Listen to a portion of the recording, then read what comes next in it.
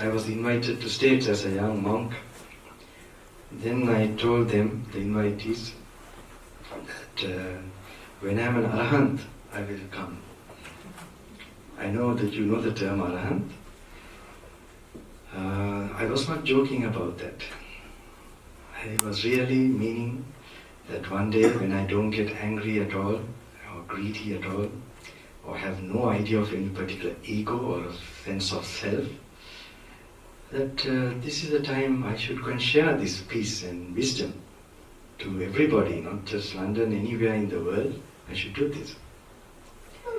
But it's not in your hands when you become enlightened, or you see, it is something, it's like some particular plantation, you don't know when the fruit will come. You can just weed out and put the proper conditions, and by merely wishing, it can't happen, my friends. So same way to my this practice, I thought at least when I'm 40, I had some idea or some anticipation, but no. But at the age of 40, I did come to the public in Sri Lanka. And even in Sri Lanka, I would have liked the same. But certain things by force, by destiny, or I don't know what you call it, that suddenly crowds started coming. And I began to feel a certain mystic force. For many years I have been feeling this, that there's certain guidance, the protection of this noble Dhamma, the pure Dhamma is not easily destroyed. And we need only instruments in this planet who would at least sincerely, with a pure heart, will recognize their mistakes and would try to, if you think you're a healthy person, that you're a perfect person, that is the biggest, you could say, the germ or the virus in you that will not make you grow. Soon you realize, I got angry, I have jealousy, there's certain imperfections in you. That's the first step for recovery. So, you will see that I will just, my mind will just go here and there. I'm kind of a spiritual monkey mind.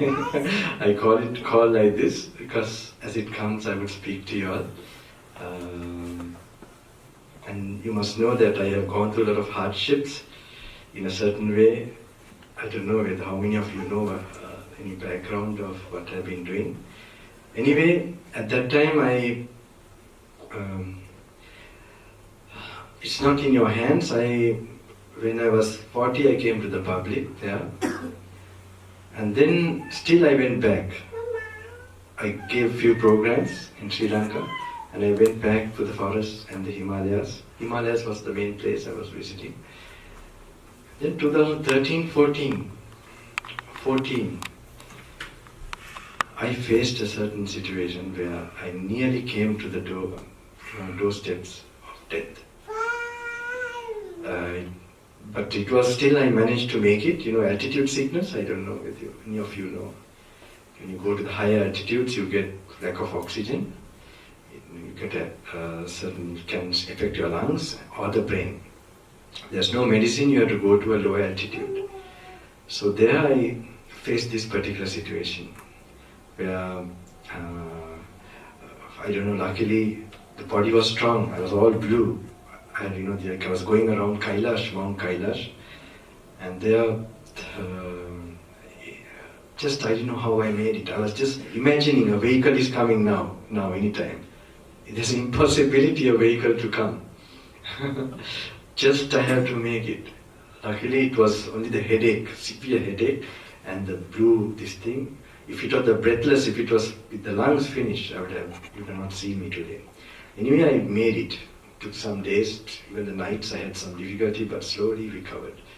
But 2015, it was a real situation where one whole night I was not sure I'll make it. And both these occasions, when I was preparing to, because I don't know, it's not in my hands, any time I could pass away.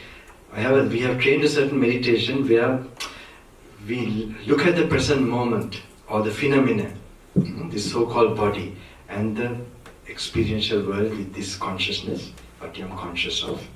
There's a practice which I started to do daily after another crisis I faced when I was in 2004. It was in the jungle. That's another story anyway. And after that, this practice was going on as a habit. So this is a practice where you prepare normally, and if you can really get focused with that, you really don't die. I think the Arhants, they are the ones who perfectly do, because they don't identify with what dies as their person. Say someone takes your cloth and burn it to some place. Do you think you're burned? That's not something you have really clearly known that this clothing that you're wearing is something external to you. Okay, it is very tangible, very clear. I mean, mentally tangible in a way you can feel it very much. But at a point where you train to see this body too is like that, like a clothing. Not only body, your consciousness, and you're kind of recognizing things with the memories in the past. We were talking because in the car, he wanted to, the memory from the past, how we make up this recognition. But the memories are also wrong ways of recognition in the past. Without using the memory, you don't have any experiences, very rare experiences, where you are free from memory and you just see things plainly. And those things also that is how we experience the present moment. Those things also, they depend on this body. Without a body, you don't get consciousness. Consciousness is an instrument for, the body is an instrument for consciousness. And you can see, you can't even perceive a body without consciousness. If you're not conscious, you don't know even you have a body. You understand? So these are it's the least thing understood in this modern world. They call it the hard question.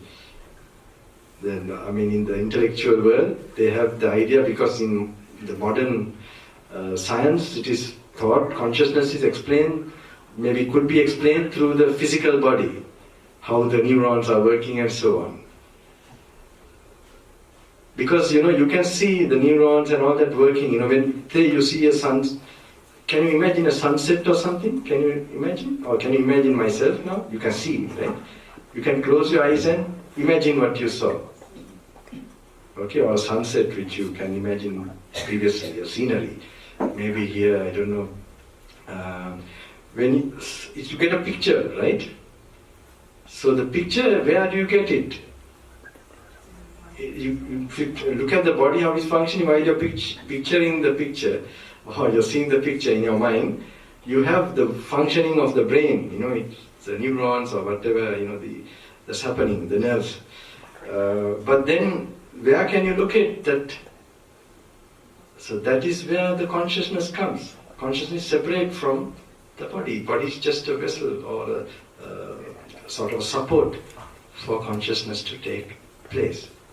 If you try to explain through that, you're never going to find the answer. So it's very nice for researchers, they can have their jobs going on because it's never-ending solution. But of course, in the ancient wisdom, it's well known, it's a separate thing. So the thing is, I must tell you, I'm not a sort of a preacher or anybody. We are meditators. They are called yogis. So now, in a way, I had to come across an area of, expression. Sometimes I stop suddenly the flow of this thing. I'll go into a blackout. So you'll be used to it. Don't worry about it. Finally, so I must tell you, there in Himalayas, this I faced. That's both occasions. I had this thought at the last moment that I couldn't give enough to the people.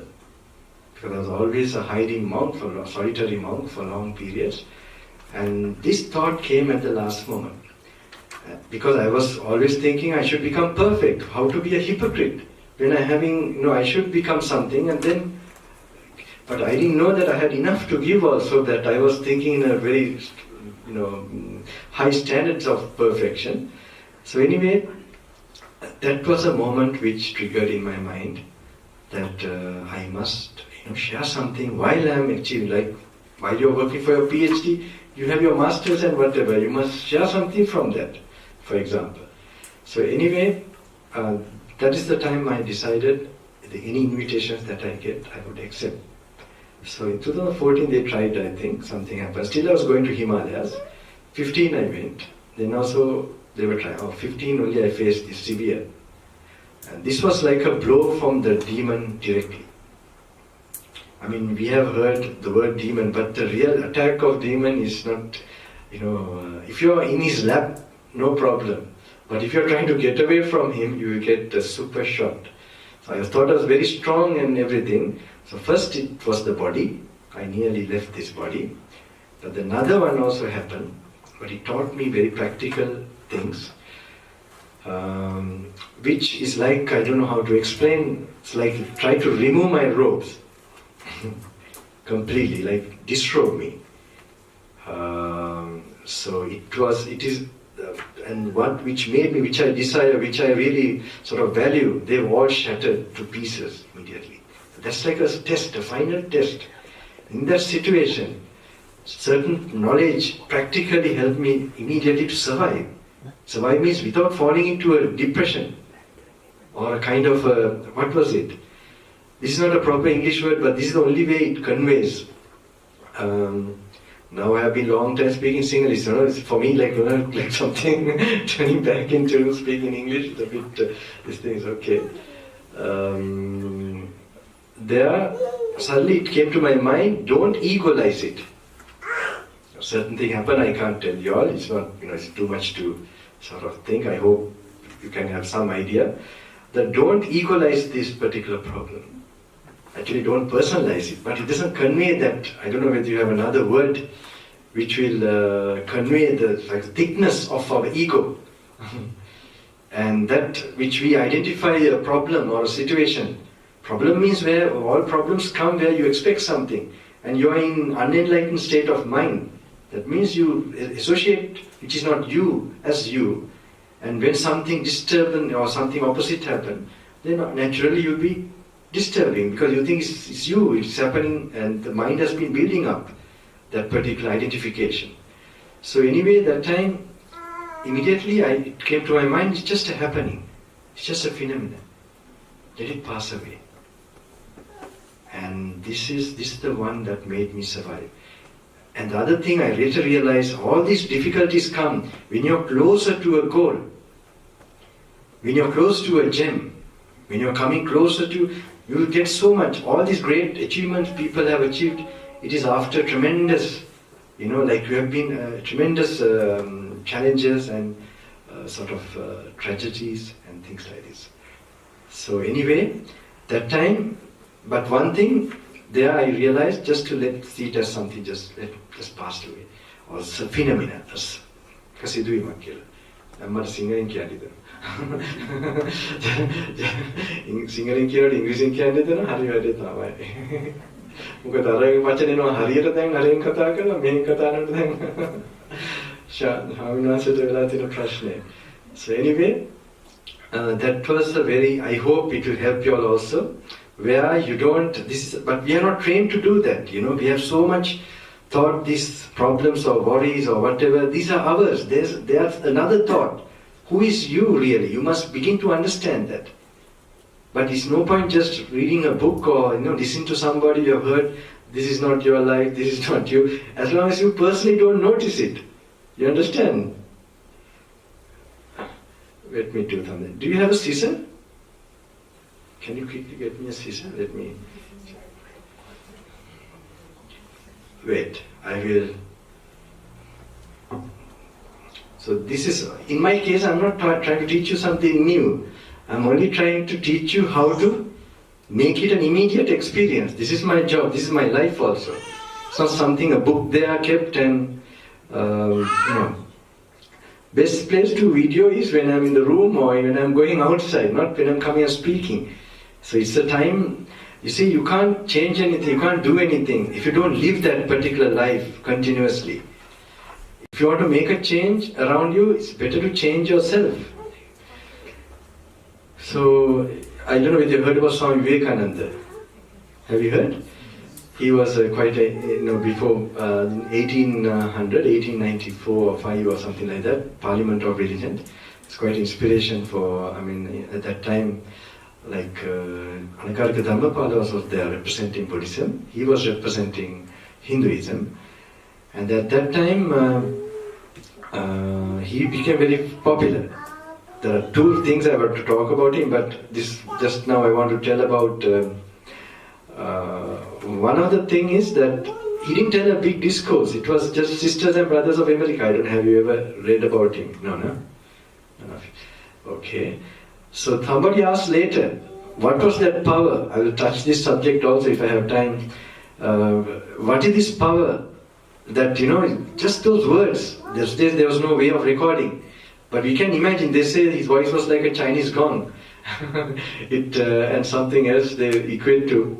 And that time, what was it that, that mesmerized all these people and gave them that, so he said for 12 years, there's a practice in that meditation system where they refrain even from thinking of a sensual thought.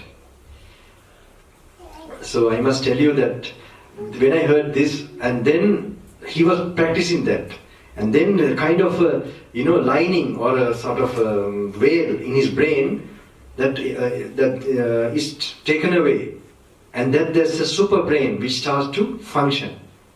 So he practiced that, and after 12 years that purity burst out. Okay, I will touch that later, I'm going to touch that part which is very relevant for today. So to know that, you can't imagine, then you know that if you want to do something in this world, constructive, even worldly wise, I'm sure, you should not waste your mental energies. You don't want to be just a normal person and die. The greatest crime, at least recently I just thought about it, the greatest crime is to die without being self-realized. Being a human being. You lived only a dog life and not knowing who you are, the secret of life. This is something, it's going to be a great waste, a great crime. That you allow animal pleasures and passions to, you're missing the bus. I'm sorry, if my demons get awakened, finish, So anyway, I will tell you about Swami Vivekananda, this part. I will come to this subject. He was asked, then he was telling one day, he said that a mother brought a small child and asked, Swamiji, my child is, addicted to, he's little fat, addicted to sweets, eating, a lot of sugar. So then can you give you a mantra or something for him to overcome this? Then the Swami Vivekananda has said, Madam, come after 10 days, then I will give him something. So they waited for 10 days and they did come. And when they came, Swami Vivekananda, he told the boy, now hereafter stop eating this, sugar and things, sweets, like that. And the mother was thinking, expecting some mantra or something. Yes, Swamiji, you didn't give any mantra or anything. You should have told that 10 days back, Swamiji. He said, no, 10 days ago I was eating sugar myself. So the last 10 days I was keeping away from sugar. And, now I'm telling that. So this is very important, my friends. If you want to change somebody or change the world, the best thing is, there's some power in it. There's a big difference.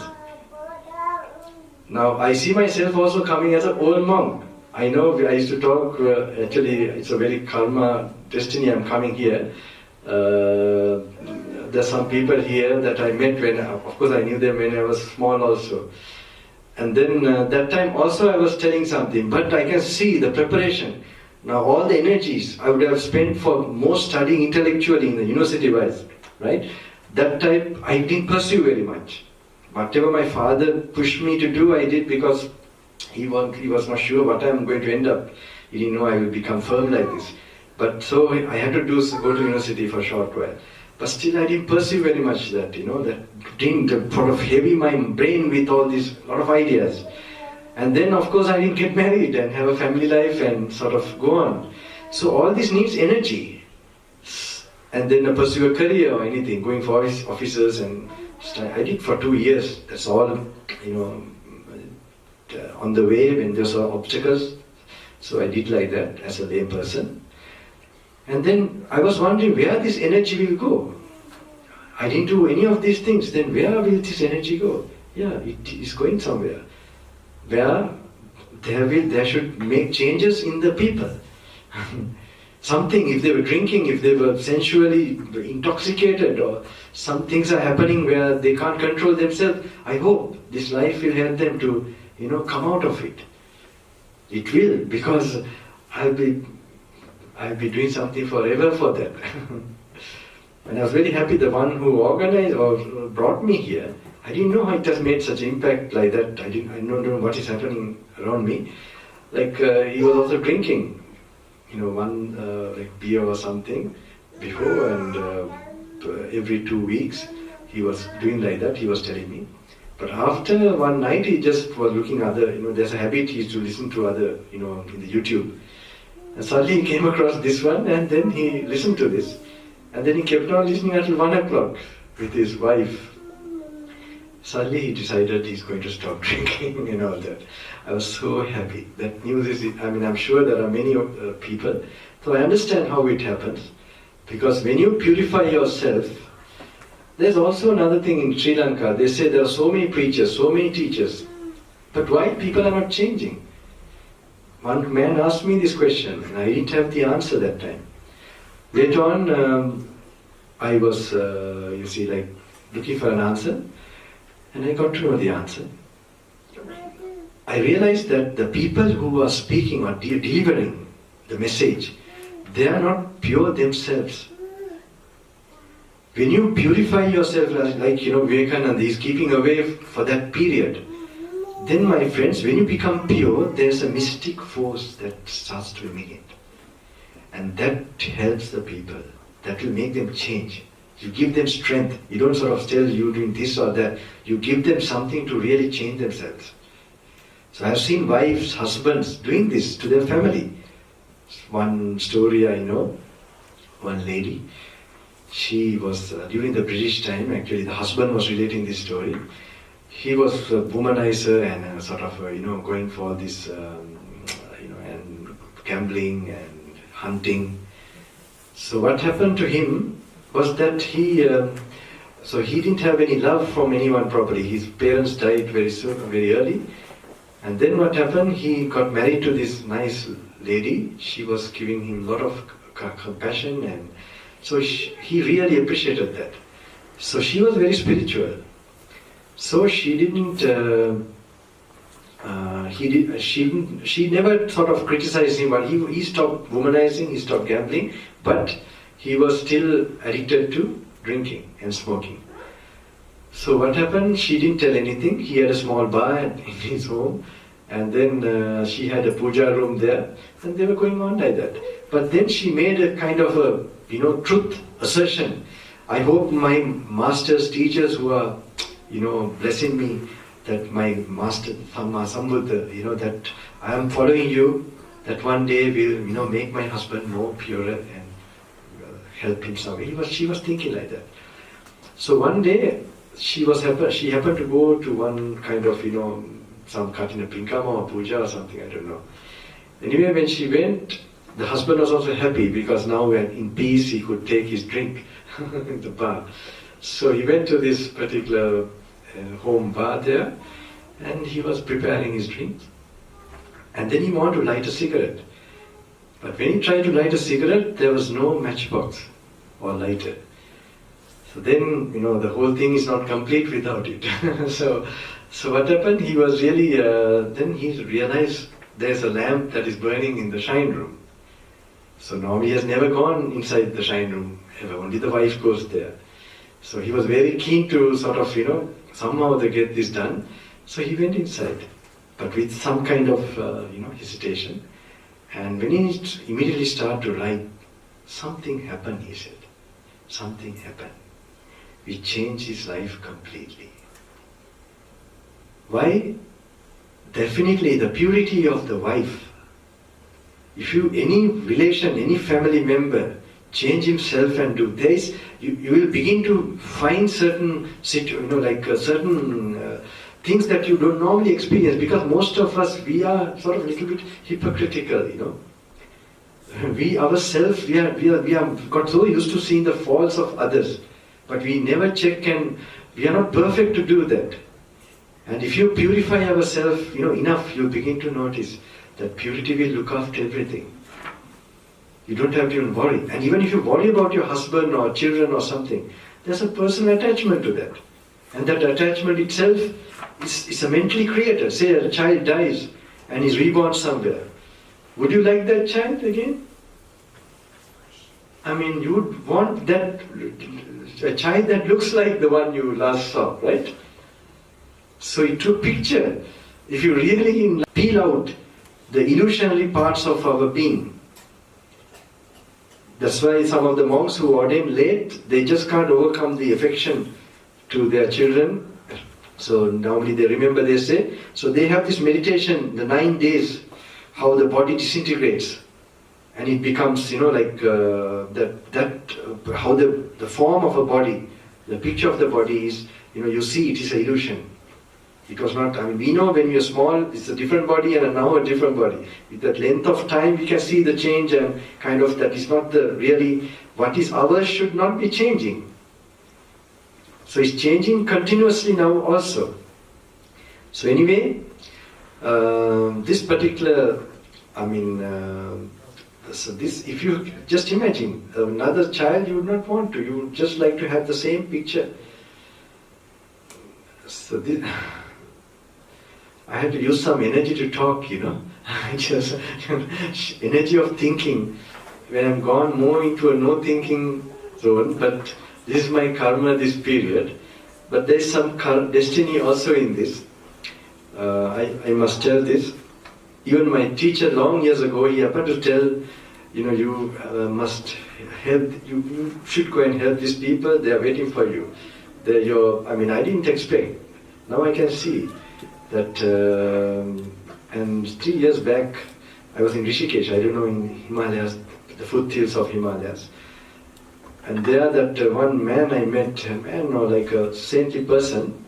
So we had we just waited near this thing, and he just said, Swami, what was it? He said, Swamiji, he's calling me like this, when you are 45 years, you'll have no time to even come to this area. And it is so true. To think I could become so busy is an impossibility for me. All these years I was sort of so still for the programs, I get late. Why? Because some certain routine practice which I'm doing. Because one thing, if I come here with a long face, what can I say? I will have a long face if I don't practice. So I tell, at least don't have a long face. You can't act that you don't have a long face, If you have sadness inside, what can you do? You have to have a long face. But sadness comes, my friends, because you are not pure inside you. That's not a problem. As long as you have so much identification and impurities, attachments and passions that you have not cleaned, you will not feel happy with anything you get or whatever you do. It's like you have a rotten tooth, in you, and until it is taken out, you have the headache. So until you clear your visions and how you see, if you had even a crisis, immediately you will be free from it. I don't know, I told this story many times. You must be wondering why I bought this scissor, right? I will demonstrate that. Don't worry. That is kept there and I'll bring it back. In Singapore, I think, on my way to Australia. Now, I'm not going all the time, only one trip I went, and it was for 1 month. And then the videos that came out of that 1 month, only that now, the other, like a chain reaction is going on. Somebody, people say that this discourse is like, eating abin. Abin? Because some energy, some opening up your certain nerve systems. So I hope it is an abin that is, an abin that will take you out of all intoxication, that will remove all intoxication. I hope so. So on my way in the airport, I met one Sri Lankan gentleman, and he was in first, normally today, even the Sri Lankan people, they are losing idea, the normal protocol with the monk, all that is little bit, all going slowly. They're almost becoming like friends, and things. There is no that, so that's a certain modern day situation that's happening slowly. So anyway, I was just waiting, and then suddenly he realized that there was something, and he was in a great depression. So he's coming from Sri Lanka, maybe I think his mother is dead, and his near relations are sort of really behaving in such a way, want to get the property and things like that. So he was like disillusioned, and he was in a very big, I knew he was in a very terrible state.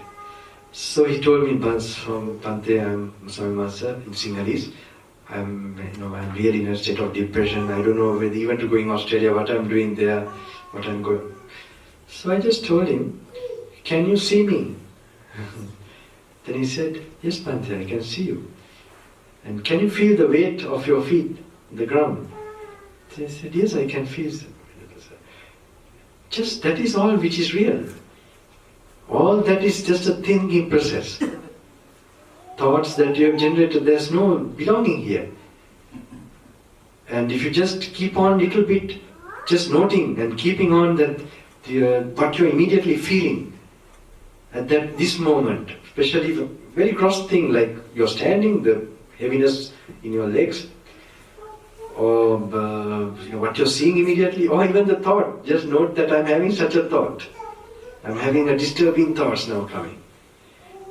And then I could see his little bit lightening up. Because to know slowly that this is in a nightmare, to know it's a nightmare, it's a big thing. And it's a dream.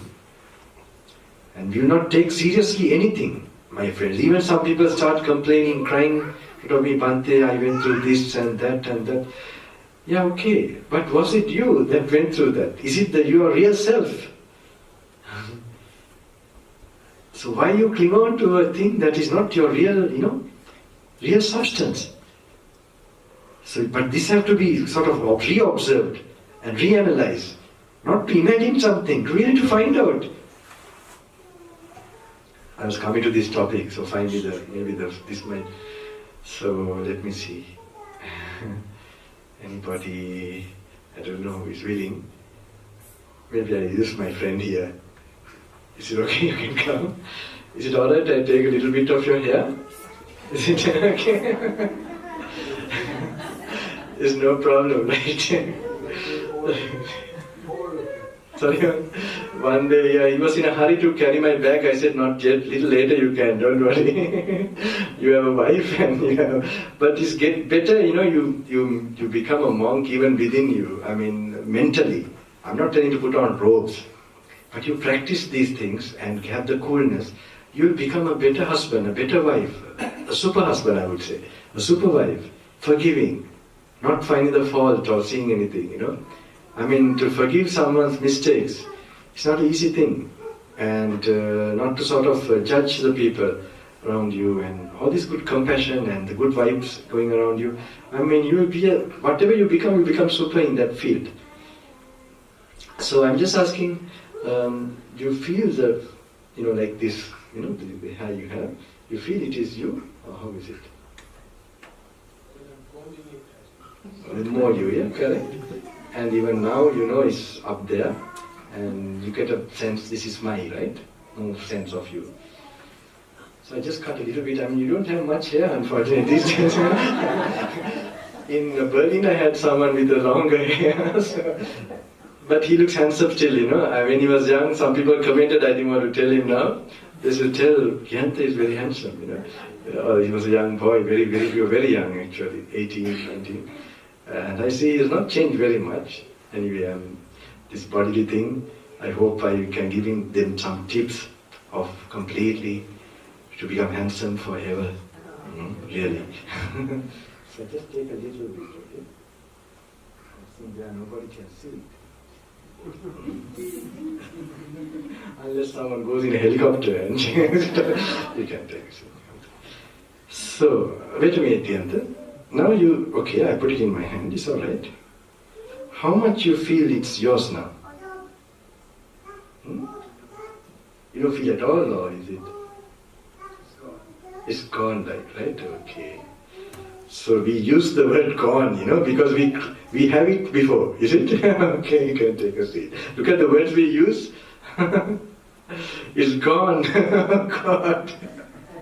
It's gone means it's gone, That means we had it, we were having it all this time. I'd have used his hair, he looks so... So my friend, just imagine a piece of hair going, it's like we lost a baby, right? We can just see our conditioning so much. Yeah. So, just very important, my friends, this sissa is your wisdom. You should be able to dissect through your mind. This is a type of, the Buddha explains very practically how, because this whole idea is a concept, a person, a being. You take them apart in actual form, you realize it's a concept that is formed.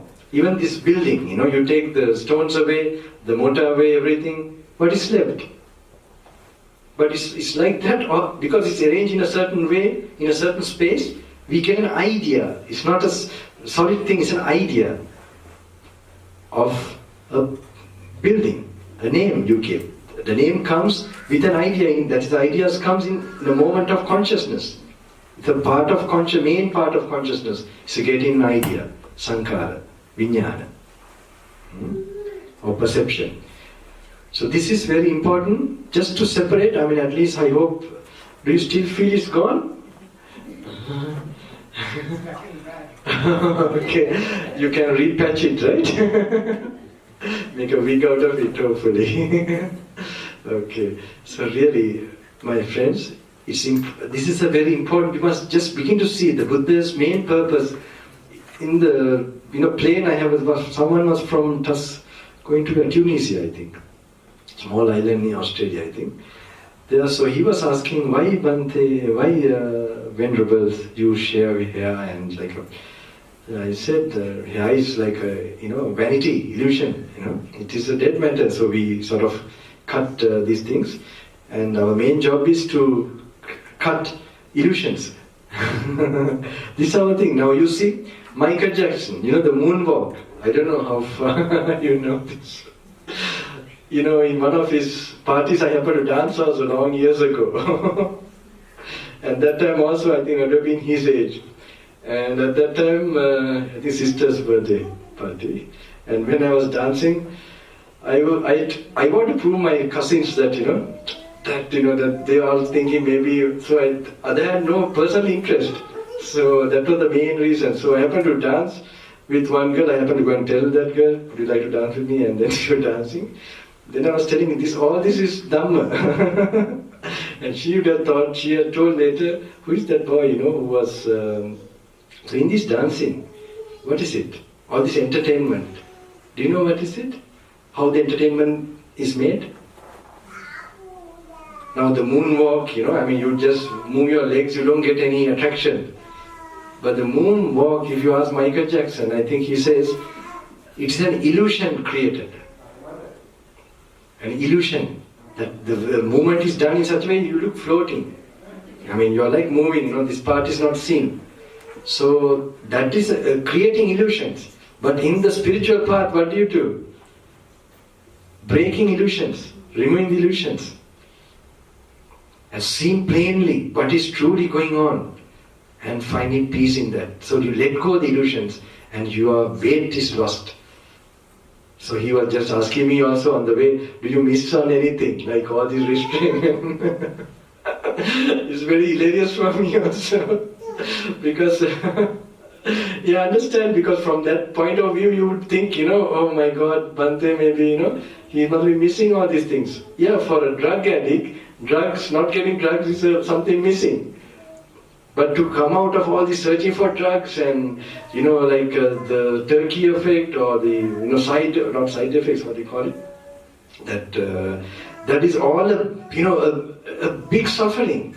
Some have known that, some have recognized, what is this? Again this process.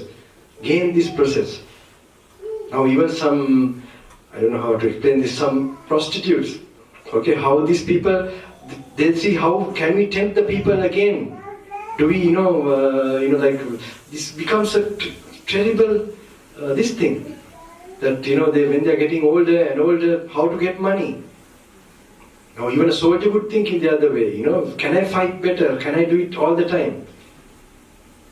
But then to leave everything and to sort of find in emptiness, that's another type of happiness. You become happiness independent. And you are not trying to protect anything, and you find this is, happiness is going to have an end. It's not something, it has a destination. There's another one, I remember one couple, they happened to, talk a little interesting, is it? I don't know some of the younger ones, because I'm sure, in Australia, they suddenly got to know there's a mad monk who has come. So they all the young people, especially some of them with tattoos and all that. So I was very happy. And the temple was very surprised to find where they were happy. They never come to the temple. And I want to give some points also. I don't know whether I have time. I need normally 4 hours, but what's the time? Now 1 hour has passed, or how is it? Another 1 more hour, no? Oh, it's okay. I have to give another talk in Sinhalese in the evening, right? Anyway, it's okay. Because I'm here only today, I guess. I got to know that I want to give you these certain points. I hope it will help you. So this is important to separate, to remove the illusions. And remember, all our addictions depend on a certain, even certain fantasies also. Now, you could say that ignorance has different types of ignorance, levels of ignorance also. So you have illusion, then you have fantasy. Fantasy is the most stronger form of illusion. So illusion is there, everything is like an illusion, but fantasy is a more sort of stronger. It's like wine and then you have whiskey, something like that, more alcohol in it. So it's very important.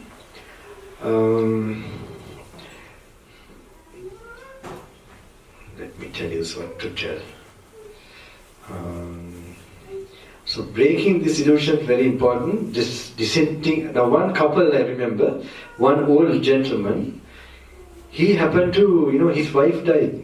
And when his wife died, it is a true story, and the wife, he couldn't believe his wife died. She was like this, like she used to see the picture of the wife. So he wanted to go to the mortuary and find out, whether she's really dead. So when they were cutting him and when they were embalming the body, he wanted to see. When they were taking the things out, all this, what is inside, then only he came to his senses. Really, my wife is dead. All these years, this like a rubber thing that I was thinking, this is my wife. So and he realized, he thought after that, he said, next birth I'm not going to marry at all. But still this birth also he was then looking after his grandchildren and things like that, getting involved. So that's an emotional experience. But that's also quite good, but it should come as a kind of intuitive experience. Then only there will be, it will be a constant driving force for you to let go. In Berlin, somebody asked me, why did you become a monk, Bante? Some of the Germans, then I suddenly, it just came to my mind, I asked him, why are you not a monk? Really? I mean, you're seeing from that place, I'm seeing from here. I'm seeing, why are you not? It's like something you're holding on to, and somebody has let go. But who has let go, he has seen that what he was holding was a snake. He has seen it, and there's no question of letting go. Right? So the people who are not letting go, why? Because they are not seeing it properly. They have heard it. They have listened to it. They have intellectualized it. They have something there. It has not come as a personal experience. You can know from the actions of a person. Excuse me? You have to go? Discount. If you have to go, I'll give you some blessings. But if you're coming, okay. So in the end I'm giving some blessings. Okay, if you're going, you just tell me, I will do it now and send you away. That's my small present to take away. Okay. I think you all are not used to sitting on the ground. Is it? You are used to, are you? I'm not very used to. Oh, you made that. Okay. Oh, how sweet of you all. This is. I'm comfortable now here. It's okay, no? Because this is how they happen to prepare. This is how I stayed in the jungle in Bambalapitiye Gnanaloka. It was a stone bed actually. So for the first program, it started like this. They prepared just as it was in the jungle. And I don't know how the message goes somehow there, when I'm going place to place that to prepare this thing like that. Because I feel I'm like coming from the forest and coming and telling you something, making me at home. But now these days I'm in flights and all sort of chairs. So, where was I?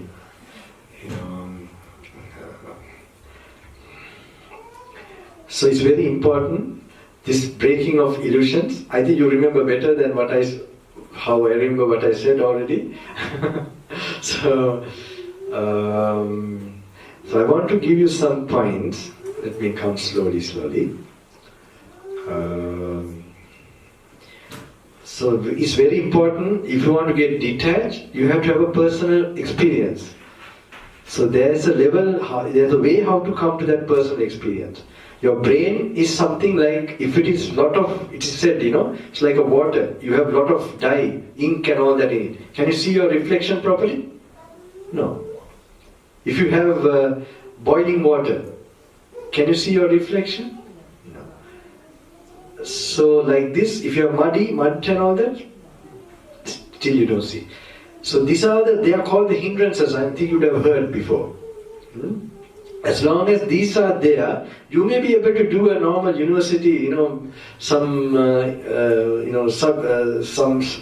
topic or something to think and like that at that level, just to write. But to get original thinking, a creative thinking, a personal realization. I'm sure when, for example, Einstein or Newton, when they had that moments where suddenly, unconsciously or without any plan, they just had this spontaneous. I'm sure the mind was very alert to see any reality. That time, surely not a time when they were in the bar. It's always said when they were going for walks or something like that. In nature or at a moment of, very, peaceful moment. There are some ideas you can get it. We can't say it's all like that, but generally, because some say that when they have a little bit of wine, they have very creative mind coming. That's another type of creativity, I'm sure, because it takes you to a kind of but to get this, the deepest things of life, the secrets of life, I'm sure you need a certain degree of, tranquility, so that you clearly see without an effort. So these 5 things, my friends, if you have, there are other things, sleepiness, dullness. So that's very interesting. Normally, they have found the brain works in 2 parts. Reptilian brain, they call it. And the part that you can think and analyze and all that. So, whenever these hindrances are working, very interesting, it is the reptilian brain. With the MRI scan, you can see. But today there are so many ways the reptilian brain works. Being unmindful, being impulsive. I'm sure, that unimaginable ways this reptilian brain is working today, we don't recognize. Because it's happening to all of us. And I'm going to come to this subject, it might be very relevant. Like, when sometimes, I'm not using all these things, especially the cell phones and all that. You're always texting and, I don't know, some of them are always, that is their meditation today. Right? So to always be focused so much on the external world, the mind gets so connected to the external world, then it weakens. So to that same weak level, definitely to be addicted also. Addicted means you have to repeat again, to keep yourself, if you can keep away with that for 10 days, it's okay, then there's nothing has happened to you. But you find that you just have to use it, that is definitely an addiction. And with that addiction, if you look with the MRI scan, surely there is that amount of dopamine which we, before in the past, knew it was only in alcohol or things like that, that this level of dopamine was released. Feel good hormones. So now it's well found in computer games that it is equal to like a heroin addict. The dopamine that is released, and in addiction in computer games is very well known. But I'm relating this to something. There are so many topics I want to put into you all. Have you ever heard about these things from me? No? From YouTube again? Yeah, listen, no? Okay, I will approach this. This is very important also to know. In your life normally, there are sometimes suddenly you realize that you're coming to these programs and things like this, spiritual things, and suddenly there are times where you go out of control, You call it the darker side in you. This happens. It should happen in this modern period. So suddenly you go, there's some things which you do hiding yourself, hidden. And that is definitely harming you, your spiritual thing, and it's sort of draining whatever you are, filling in. So if this is happening in your life, that means this kind of distraction is always connected with greed, hate or delusion. And when that level of greed, hate and delusion is activated to a certain level, then only we do something which we don't want society even to know. We just go suddenly and hide ourselves and do that. So if that is happening, if that level of frequency in your greed, hate and delusion, there are dimensions which are equal to that frequency, low frequency, or higher in negative frequency, okay? And that level, those dimensions get opened up. And there are beings living in those dimensions. They get connected to you. So sometimes you wonder why there's such a driving force to do the negative things. If you have a driving force, for sure, there are these forces behind you. Suddenly you want to go to the club or to the bar or something. Or go to now no need to go there, the internet sites. Okay, now I'm slowly coming to the internet sites. This I have researched, it was very interesting for me. Interesting means I never expected to give this kind of discourse. From 2012 I never thought I am giving, but then I am seeing it's coming to the modern period. We have like the discourse, original teachings talking about the dangers of sensuality and how and then how to, but they are just in a small shorthand form. But now this has become so activated, and so when you're opening up this particular level to that pitch, you know that then how much you do these good things, suddenly you're putting it to mud, washing and putting it to mud like this. When you know like that, when you know there's invisible forces driving you, they are going to destroy you or damage you, it should become graphic and visual to you.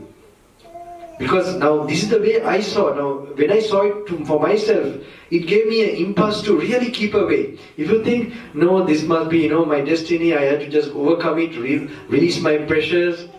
You put all these justifying views to do sin. Otherwise you can't enjoy sin. You understand?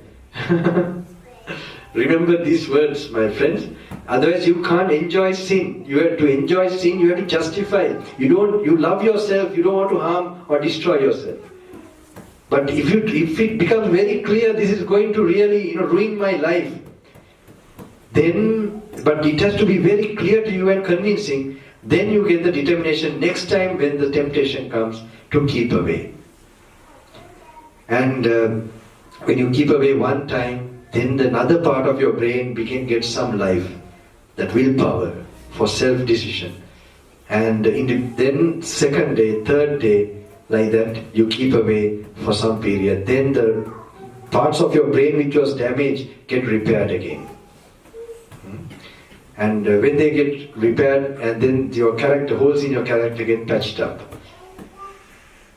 So after some time, now there are so many ways of, after some time, when you happen to meditate and get more purified, tranquility, another type of hormones get formed in the body. But they are not called hormones actually, because they are not identified in the modern system of study, the medical science. It is actually called ojas, tejas in the Ayurvedic. The rishis happen to know about this. This is the opposite of those intoxications, detoxification. From that, you begin to create moments of tranquility, and when the special part of your human brain starts to work, not the special, even the normal brain, that secretes another type of thing. It is called endorphins, also positive, I think. Any doctors or medical? Endorphins, no? Yeah, but they are supposed to be they are positive substance, not harmful, right? Or endorphins, right? Who are runners, they get?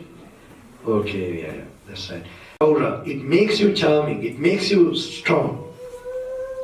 And that part normally goes to your brain and get deposited, the areas of brain which are not functioning before. And then they start to give you the spiritual drive, thoughts again. So it's like a cycle. You create another cycle which rebuilds you. And then, so actually our body is also like a pharmacy. It has all this ability to sort of create. So when we create this, open up those areas in the body, then that, that oja, especially what we are mainly interested in is what helps us enlightenment, that part of the brain gets more and more activated. And normally when it goes, you can see in the body also the change, physiological change. There will be a shine in your cheeks, the forehead. I normally tell, don't lose that shine or the charm. And then you don't have to apply Nivea, no? Nivea you have? Yeah. In this part you have Nivea. I don't know, my grandma used to. Okay. Yes, you have a inside brain factory inside a Nivea factory. This is very important, my friends. This will give you that particular beauty. Even if you are very old, you look so graceful and so that's coming out of. Otherwise, you see some of the old people. When you look at them, you feel something, because you can think what they're up to. I mean, you don't know. There's that inner sense coming about something. I mean, not the lipstick or some kind of this thing, so looking dead. It's just the flesh look so obvious, it's like it's just plainly flesh. But when you have character, that purity coming, that emanation of this, and this is something I believe, I don't know, there's one gentleman I see from, some of the topics I like to sort of relate it to the present condition that you're staying in this place, I was told in Berlin, that most of the Sri Lankans there, I don't know, but I heard in England it's a different, it's second, third, fourth generations, no? I don't know, is it true? There's some of them have stayed long time here and all that. So I was told by one gentleman in Berlin, is just one or two, I don't know, so that the Sri Lankan community normally, they have mainly the problem is an inferiority complex. I don't know whether these are true. And then the other people who have experienced mostly, or they are staying or established with the material more affluence, they are having like a disillusionment, like they've got everything and they're like nowhere yet, like back to square one. Sure, in sensuality. So it's nice to have a good marriage between both of them. I always think that this is disillusionment. So really, this both will disappear when you begin to enjoy self-realization, who you are, what this is, and self-control. Then you will separate yourself from this perception of these colors and forms and all these things. You will not solidify it. When that solidifying is not happening, you become not a person of this world. You understand? You become someone coming out of this particular world. This world is not a beautiful, it is actually a muck. Muck means muck, illusion, ignorance, egoistic, and jealousy, anger. Is that muck, that is the names of the types of muck in it. And you're creating something out of it. But when you learn to separate and kind of, sort of see yourself, not identify, that's the real education. Now there are people who travel all over the world sometimes, they also become more broad-minded. Unless some who are untraveled or just staying in areas that they become so, it's also very unhealthy. Especially where they can't accept something which is new to them, novel to them. It looks something, threatening or something like that. So one must have more compassion if such a situation comes. But that you have to have the enlightenment for that, more and more. If you only do a puja and kind of this thing, then you still again, it's okay, these things should be done. But the main thing is, you must be a walking chaitya. You must be a stupa. That means you must be perceiving, you must not see bodies. I don't know whether you heard, I've been the LTT area. In 2003, I cut across the terrorist area in Sri Lanka. They have killed many monks that time, as a wandering monk when I was going. So those time I didn't see them as LTT. I saw them as Panchupada, 5 aggregates. Whatever I trained in the jungle, when I see the body, now even your, I would not think, I feel this is karma. So when you see like that, your way of reaction will be also different. You will know later the mind had never existed. There are certain things you can get to know, you have to analyze a bit, but this is also not the real understanding.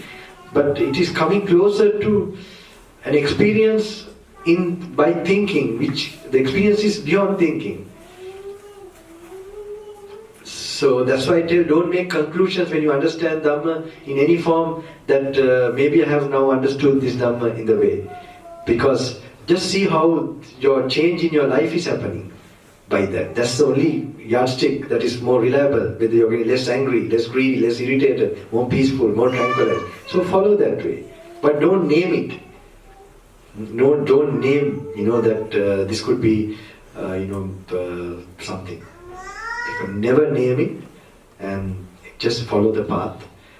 So one day I heard recently there was one gentleman, an English gentleman, I think a young gentleman, he happened to tell how he became a monk, not a monk, I'm sorry, how he became a Buddhist.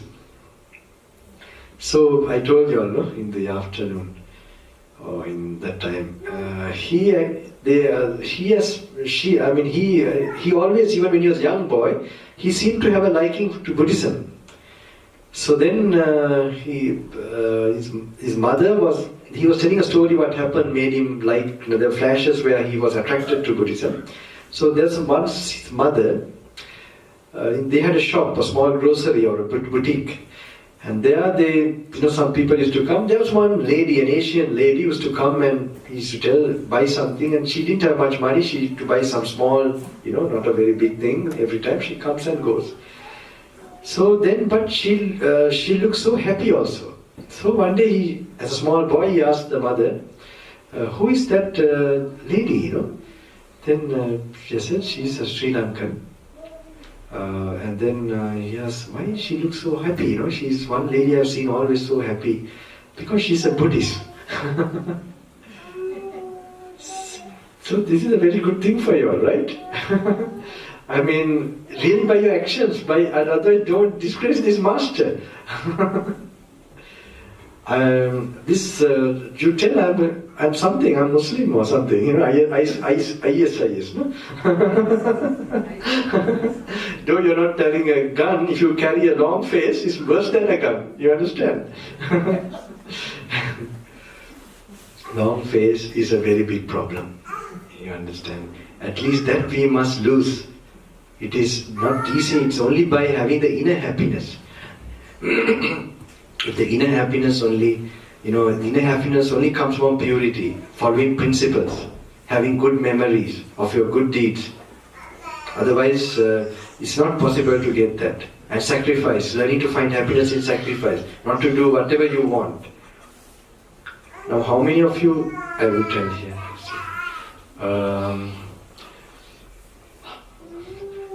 How many of you are married, especially women? I'm not trying to find a suit or something. Okay. Are you okay? Okay. Your husbands are here? All of your husbands are here? They are not here.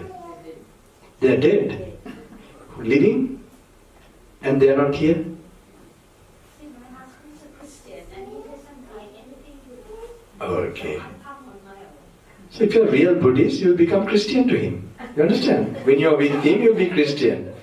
You know, a Buddhist is being like water. Whatever vessel you're put into, you become that. To make that situation happy. That's why I'm thinking so close. And, okay. See your lips, and when I can't see the lips, I can't hear them. So I'm sitting so. Can you hear me now? You can hear, okay. Then it's okay. Okay. Okay. I hope you get this point. And did he know that you're coming today? Did he say it's okay to come? How was it? Sorry? He's enjoying himself. He asked me, is there any point in going there? I said, yes. Okay. Because he wants me to join him to go and visit friends. Okay. I said, no, I'd rather go and see my friends. Right, then? So he's going to see his friends. And did he say okay? It's alright? Like he was? Okay. So you'll enjoy the session here, for sure. What about you also, no, Auntie? Yeah? Your husband is here? No. And you're married, of course, right? And where is he? At home. Okay. And how did you tell you are coming here, and what did he say? Oh, I'm happy. Oh, okay. Then you will have a very good session here. I will tell you some points. We don't get husbands, like even, some people also search for gurus. I say many people don't, searching for gurus also like searching for husbands and wives. You never expected to marry that person, but you marry such a person. It's like something, it just happens. So even the parents you get, there is some destiny to you to get these particular connections. So I normally tell whatever, now in my case I have maybe pupils or devotees, or there are also some karmic connection. We call the karma, karmic connection. So this is something, it may be in words, but I don't know whether I have time to explain how it is. You must feel it happening. Don't believe it by some kind of blindness. So anyway, if your husband, I can predict like that, if your husband tell you some way, don't come, that shows your type of karma operating at that time. You're not having the supporting good karma or good supporting. So if you watch your life like with equanimity from outside, you will see if you go to that function or whatever, if you understand really studying this, you'll find you will not be successful what you're doing. Even you physically come, you understand? And you can see if you convince and then came, you'll have some struggles initially and it will work. Have you noticed these things? Okay, very good. Yeah, this is some understanding of life, because normally we have learned very much to live only.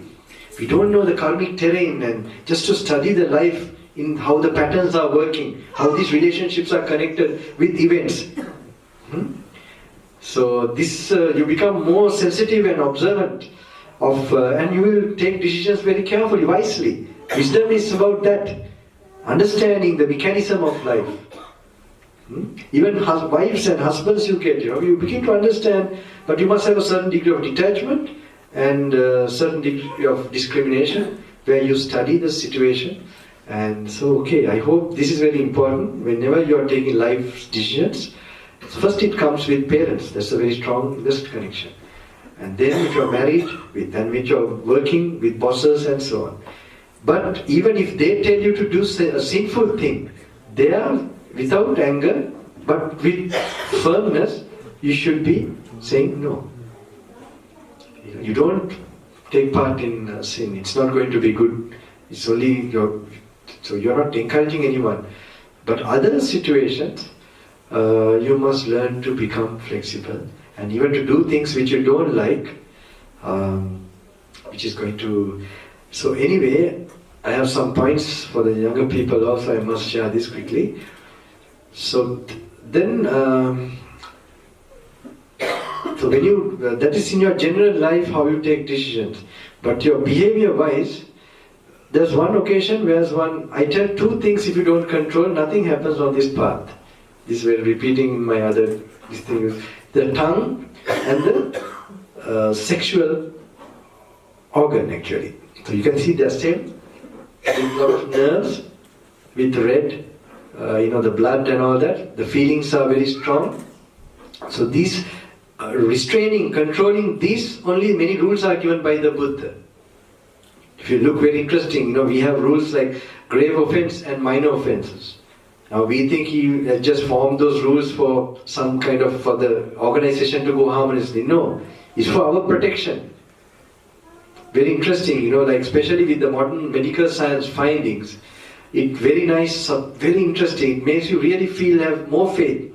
Especially talks about the grave offense at a level where, the grave offense, he tells this, there are 2 levels. 4, if you break, I have to remove my robes, this robe. There are other 12 which I can rectify. I can, there's a purification process and sort of not keep it hidden, confess to my brother monks, senior monks, and then there's a way. So the first 2, I don't know, you might not be knowledgeable about it, is in the rules. The first, now he laid down these rules when this cropped up in the Sangha, in the community. It happened after 20 years. First 20 years they were all becoming quickly enlightened. There was not this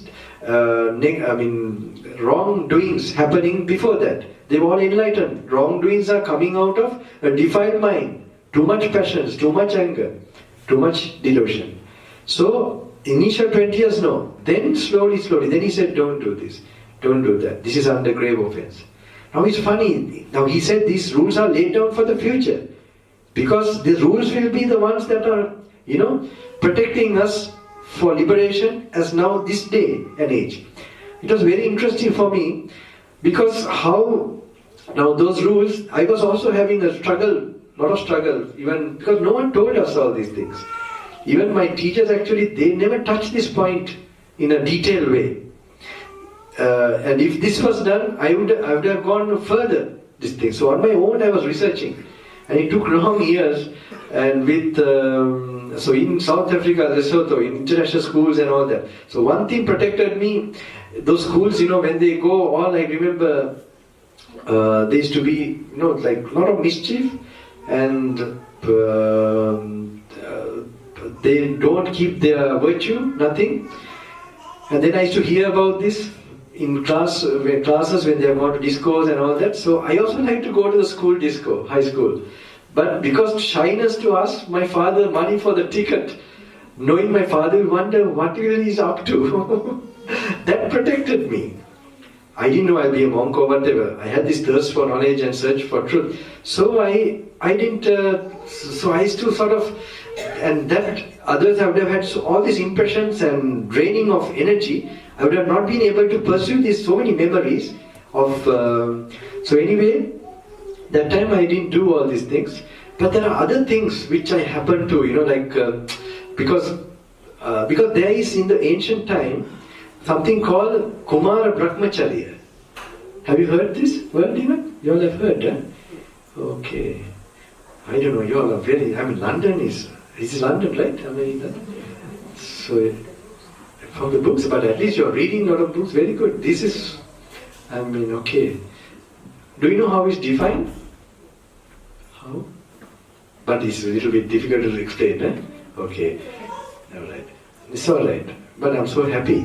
At least you all are quite, the Kumara Brahmacharya means it was known before you got married or whatever, you practice a level of celibacy. Knowing the relationship of that, how it nourishes the brain, and that brain fluid is enhanced, and that your intellectual powers will be.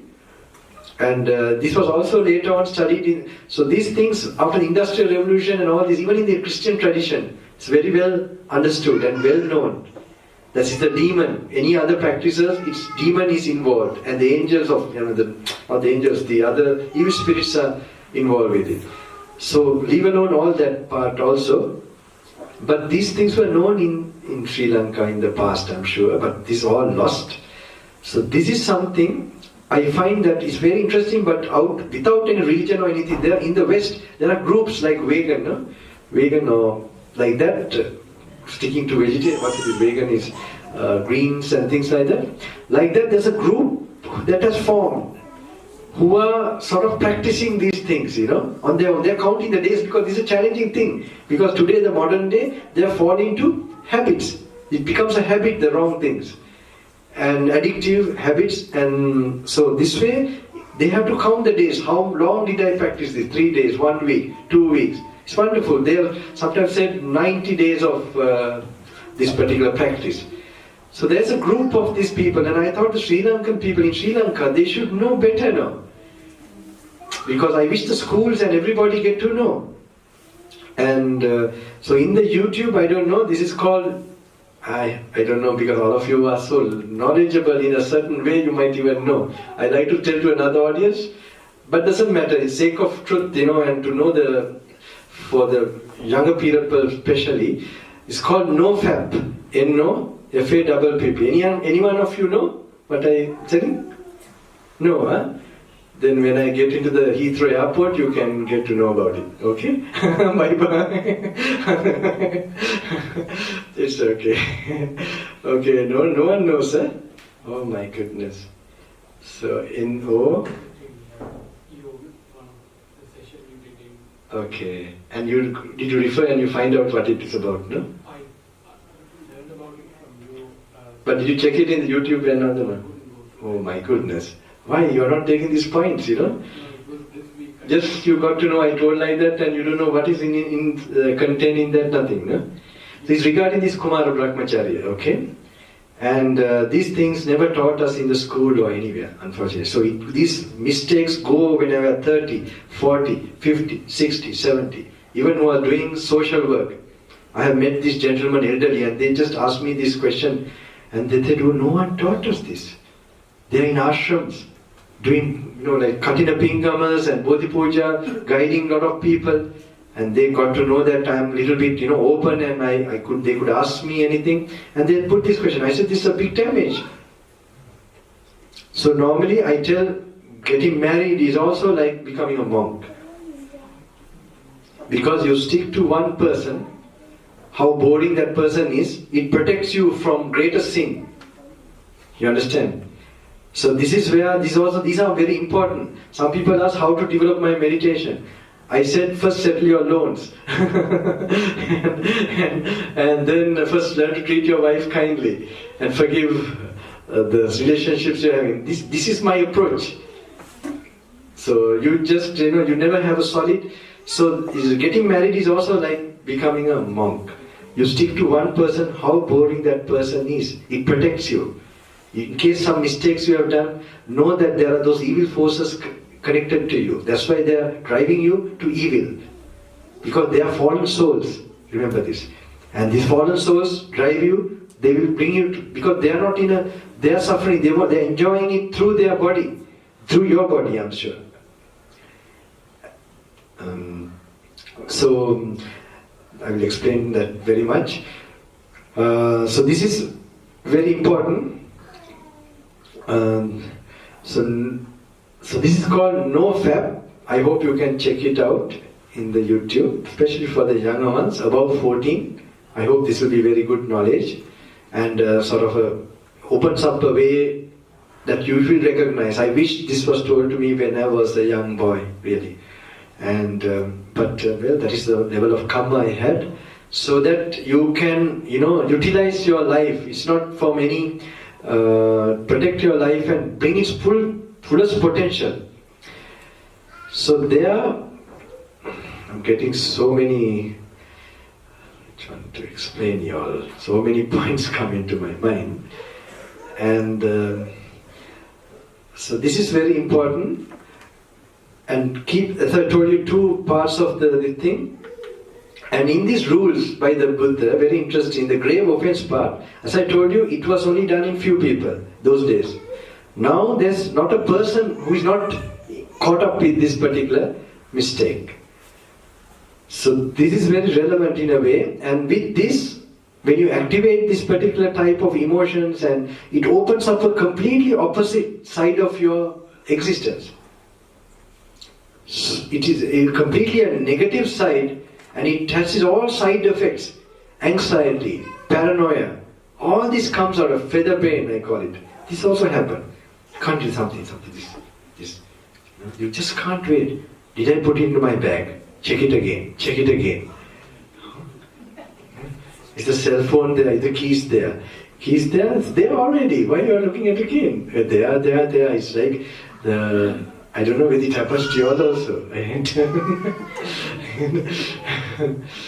So, but this is sometimes the brain then which so much, so it can be only in other forms also, too much energy loss even through children, family, and also not managing your mental energy. So the other, I want to touch this quickly. So when sometimes this addiction, these things, when they are driving you, there are certain beings who get interested in the muck that has been created.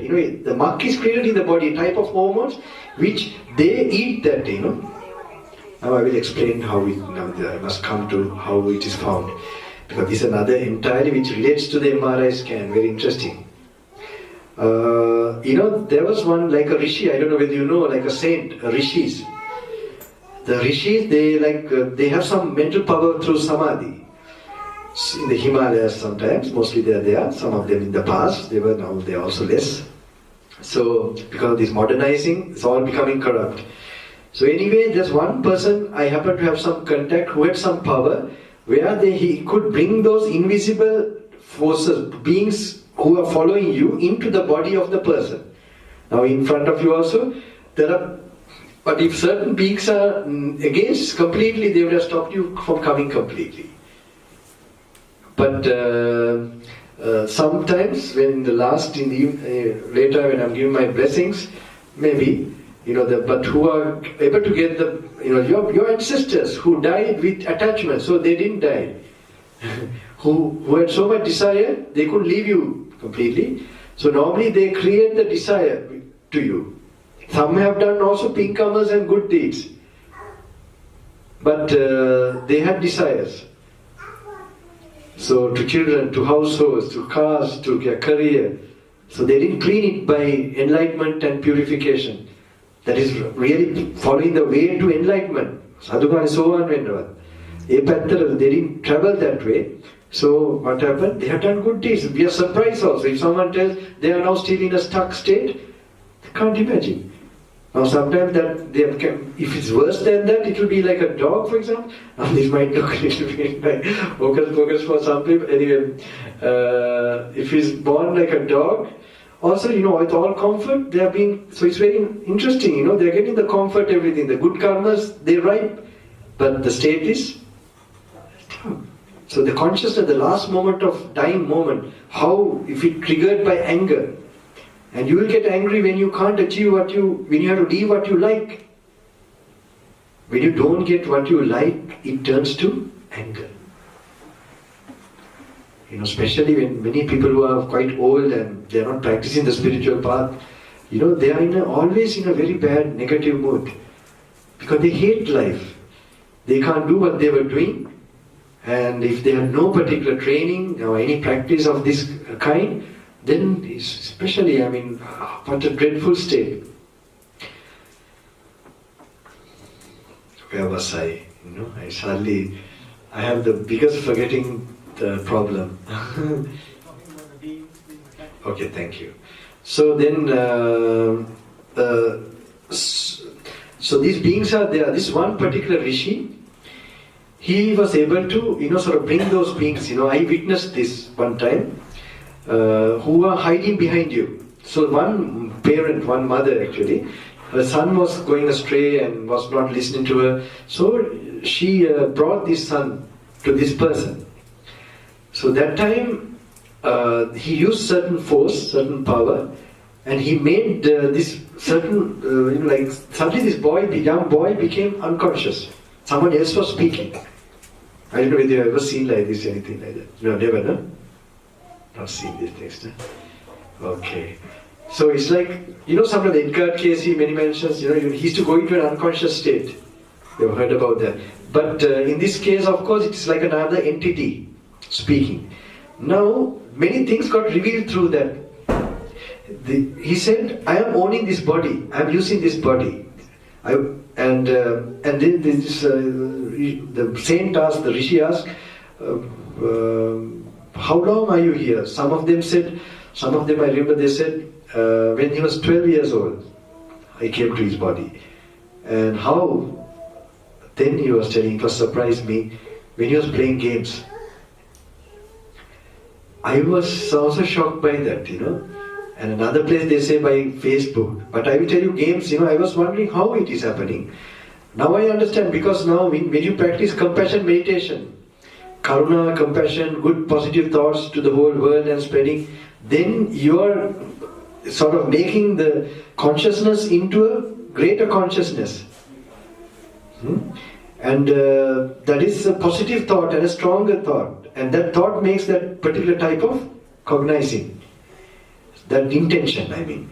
So when that is done, so when you have other intentions, kill, fire, or something, some other, meaningless, no real meaning, when you are doing like that, then surely it also has to form another consciousness. You understand? So then we can understand logically also that way, how when that is happening then, it's very rational. So somebody told me once in a while they also, go to movies and all that. Sorry, it's okay, right? I don't want to. But it's okay. I'm not telling you all to. Even I also in Nicosia, that was my only entertainment. Going to a movie, and it was expensive those days. I don't know, 2.5 pounds or something. They are in the long as a student. I also didn't know. So, but anyway. Later, if you want to train your mind, it should start from smaller, grosser things. Where you are, you must see the immediate where you are doing the damage.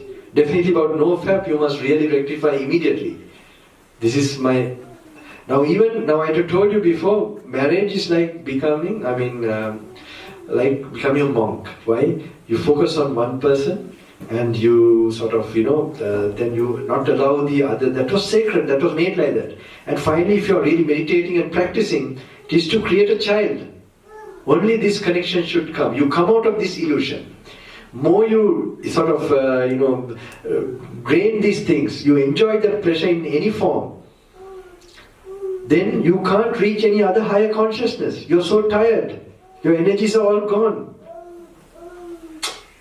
This needs some super energy to get those thoughts and to keep focus, and then only you take off.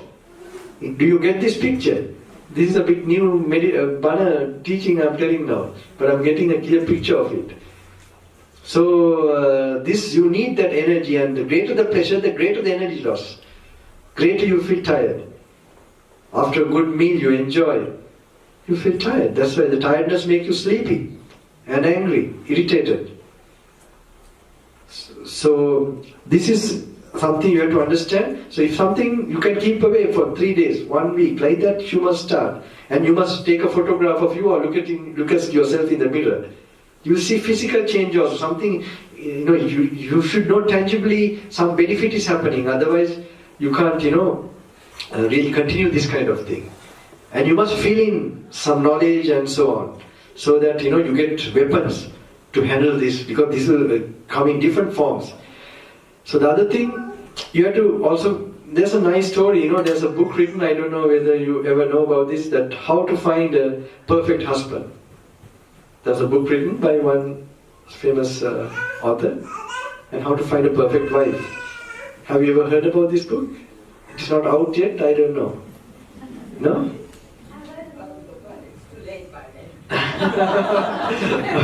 Okay. But at least for knowledge's sake, that's okay.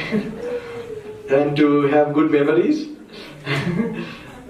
And there was this particular, they say, I don't know whether it's out here, and there's this gentleman, he happened to go to get this book, CNNA or somewhere, in South Africa I guess, and it's out now maybe. And then he couldn't find it, so he had to ask the cashier, where is this book, How to Find a Perfect Wife? Then he has said the fiction section. Yes. So it is a fiction. So if you have this wisdom and idea, you will not, otherwise at the age of 80 you will have your marriage again, another one. The bodies, they think the consciousness is still searching for fulfillment. The unenlightened consciousness is searching for a fulfillment in a dream. So it's like drinking, salt water for thirst. So many examples are given. No person is quenched by, again, and the sensual world is like that. And you go into the reality of it, more you go into, the more the suffering will be, more the trauma, because it's not what you achieve, whether you're getting what you are going behind. It's you're weakening yourself, even the smallest things don't satisfy you. You need higher dosages. Same with games and addictive things. You have to give a higher one to feel. And if you don't turn the U-turn and turn back, you're going in a destructive this thing. You will not look at for principles or anything like that. And let me see whether I covered some of the points. Internet also, there's some of these beings, Facebook, they said they entered through Facebook one place. I don't know. So you might know, wherever you find you're getting addicted or you want to look at the comments, or I don't know. Dhamma told me, these are all addictive, this thing definitely, these forces have entered you. There one place they say, one person says that, when I was with this Rishi, that how when they enter, many things are revealed. It was very interesting. Like, how was it? When they press that particular page, that page, when they press that particular, open that page maybe, open that page, that they are in my control, our control. So you don't have to open it. When you get the thought to open, start to work in your brain and just you go into it. You forget about Bhante gave a speech about these things. You think, no, today my last enjoyment, tomorrow I start. Right? The tomorrow story will happen. No, not with me, something will happen to you all. You are not going to meet me.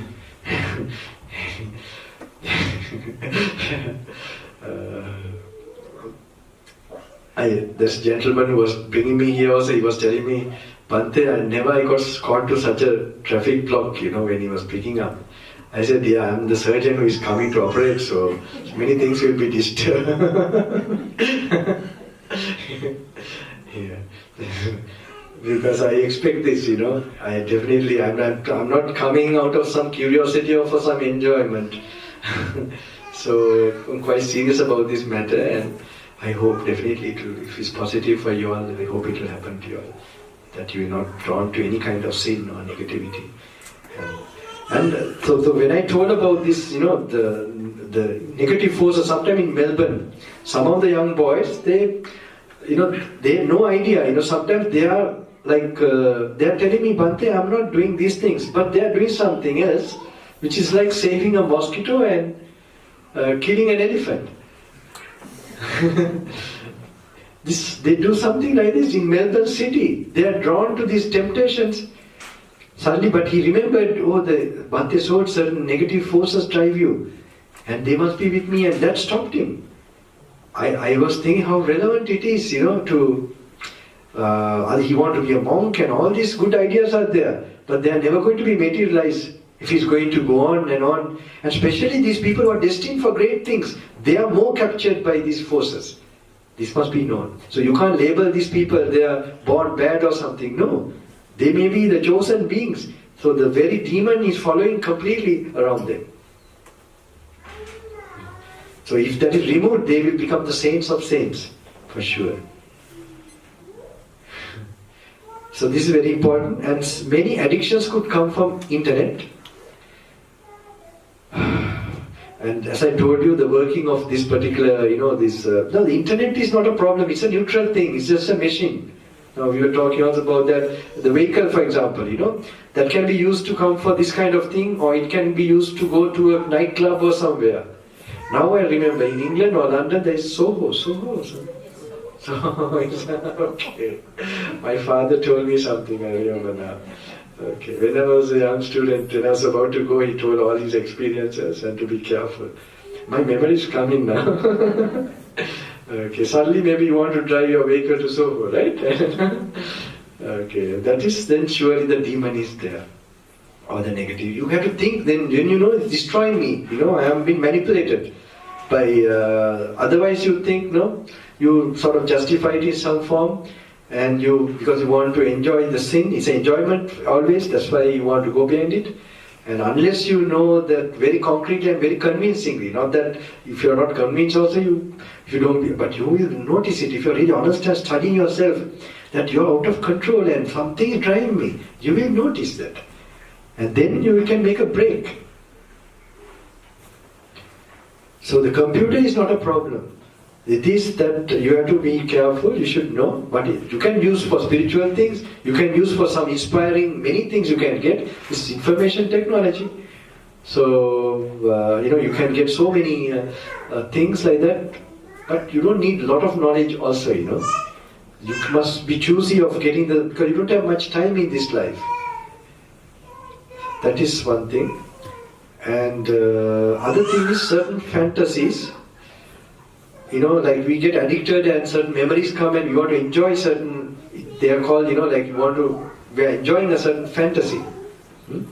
How to overcome that practically? Now all things are fed by illusion, ignorance. Now especially with the internet, you will have, I know it's a timely topic, some things, like you are addicted so much and you just can't, now you may keep away by some promising to the Buddha or something. Now this is also effective. But that inner inside drive is there, like you're missing out on something. Or you want to do it. Why is it there? Because you're still, having the fantasy. The fantasy is not being broken. So what you do, when you are at rest, when you are not being driven, you must bring back those memories. You understand? Consciously. If there was some picture or something or some area, certain episode that went through in your life regarding this addictive, when you went to the bar, when you met the people, I'm telling you that way, right? Or some other thing. So you go back to that, what happened to you, how you entered the bar, how the driving force was there, how the mind was working, how you started drinking, what happened to your brain, who you met, how you felt. You just go through that. Don't think it's simple. And then go how you had the, what do you call it, not after effects, it's called what?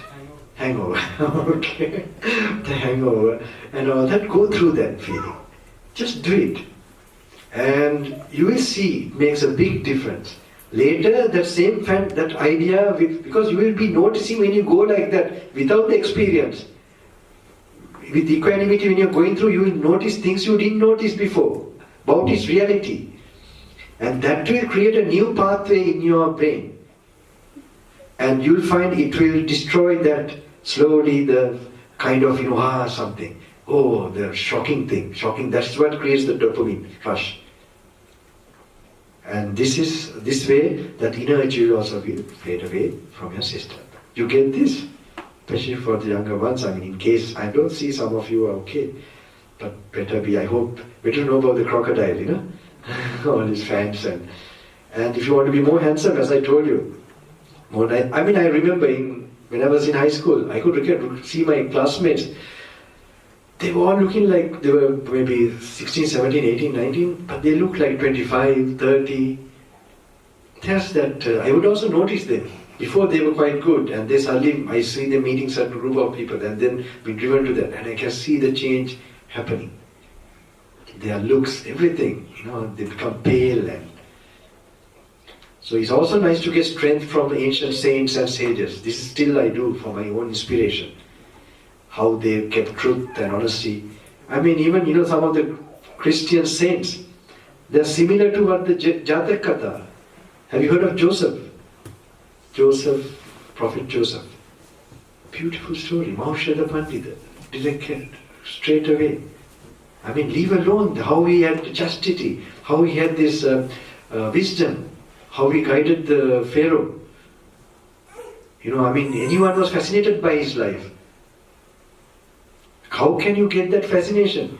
One main thing was chastity. Now even today in the relative world, even who are sometimes few, who are controlling to a certain extent, they have a special charm. And that's why someone tells, Bhante, when I'm trying to be chaste and practice these things, more ladies are coming to me. Yeah, initially it's true. So this is true in a way. But then you learn, that is a test for you to pass. And then to make it permanent is otherwise the vampire story. It will suck all your power. So one thing, there are practices to do to control, how to control these things. As I told you, I can look at you like this. And most of the time I'm not looking like this. I'm not focused, right? Do I look focused when I'm looking like this? Can you see my eyes? Do I look focused? Now? I look focused? Now? Yes. Now? No. Right? Now this unfocused way of having the senses is called Indriya Samvara Sila. The practice. Now in practice, if you want to control, you can't just pray, I want to control. That won't happen. When you're driving the car, when you're going out, these are the steps, the practices you have to do to, that it becomes a practical thing.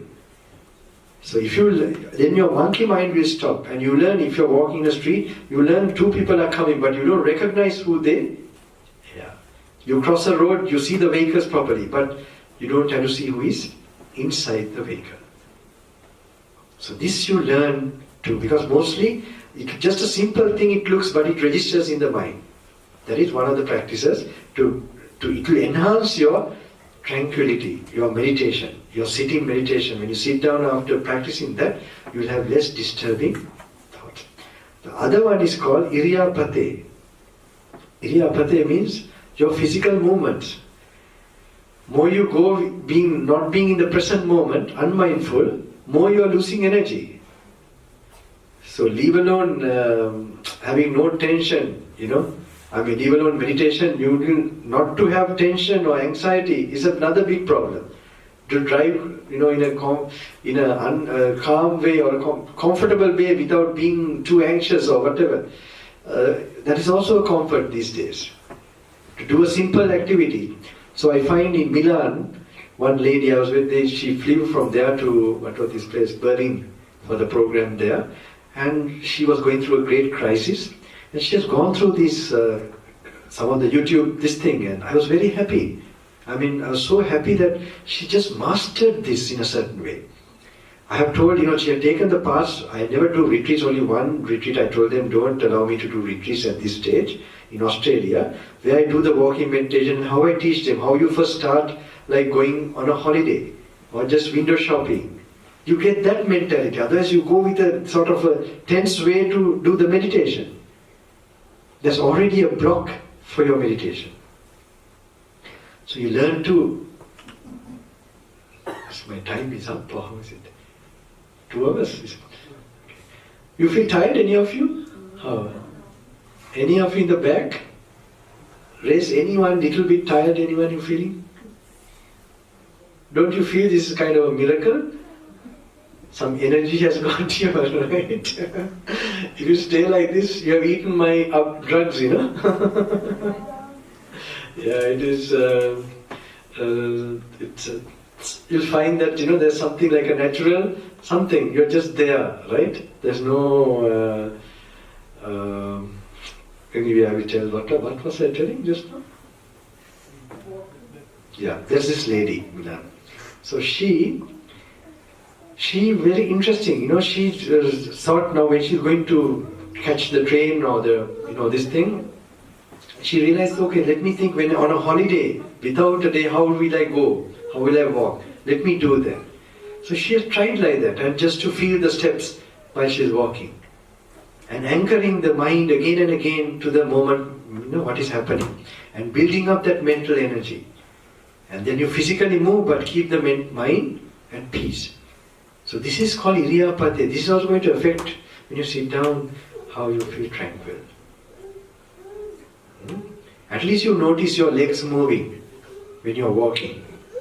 And more better if you can feel the touch of the... So like now without slippers, I got to, when you would ask sometimes, Bhante, why? you don't have slippers or whatever. I think once a captain in the plane once asked, they noticed suddenly, I said, well, I'm more mindful.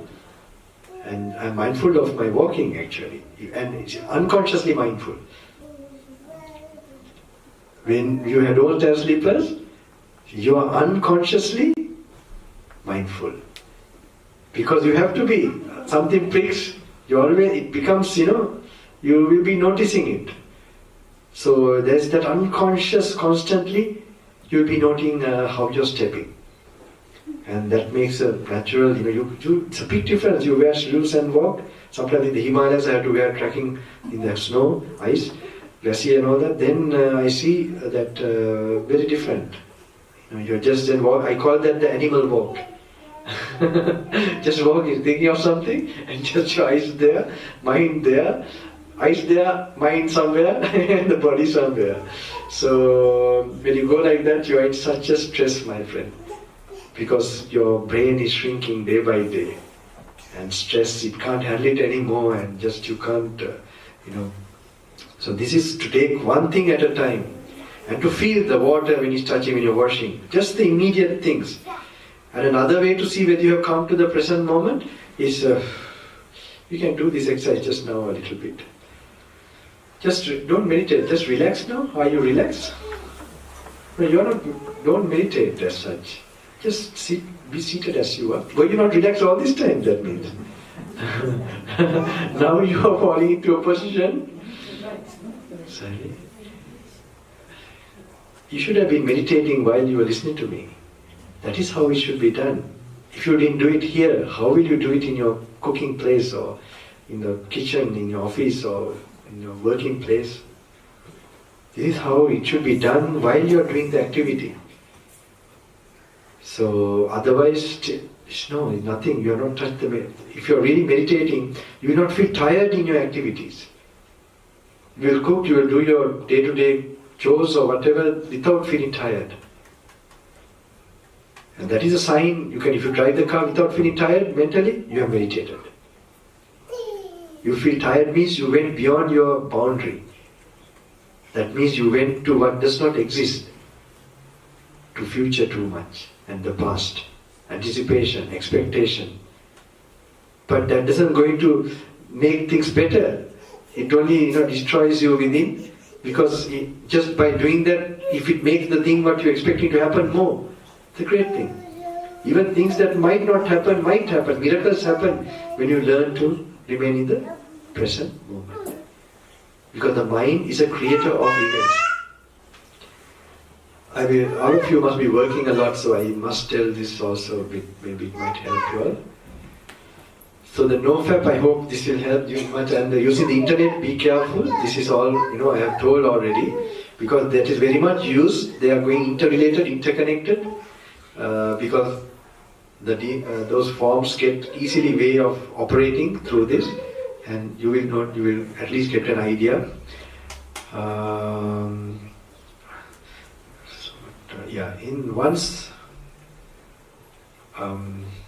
These I'm only creating a groundwork. Because we have a program at 7:30.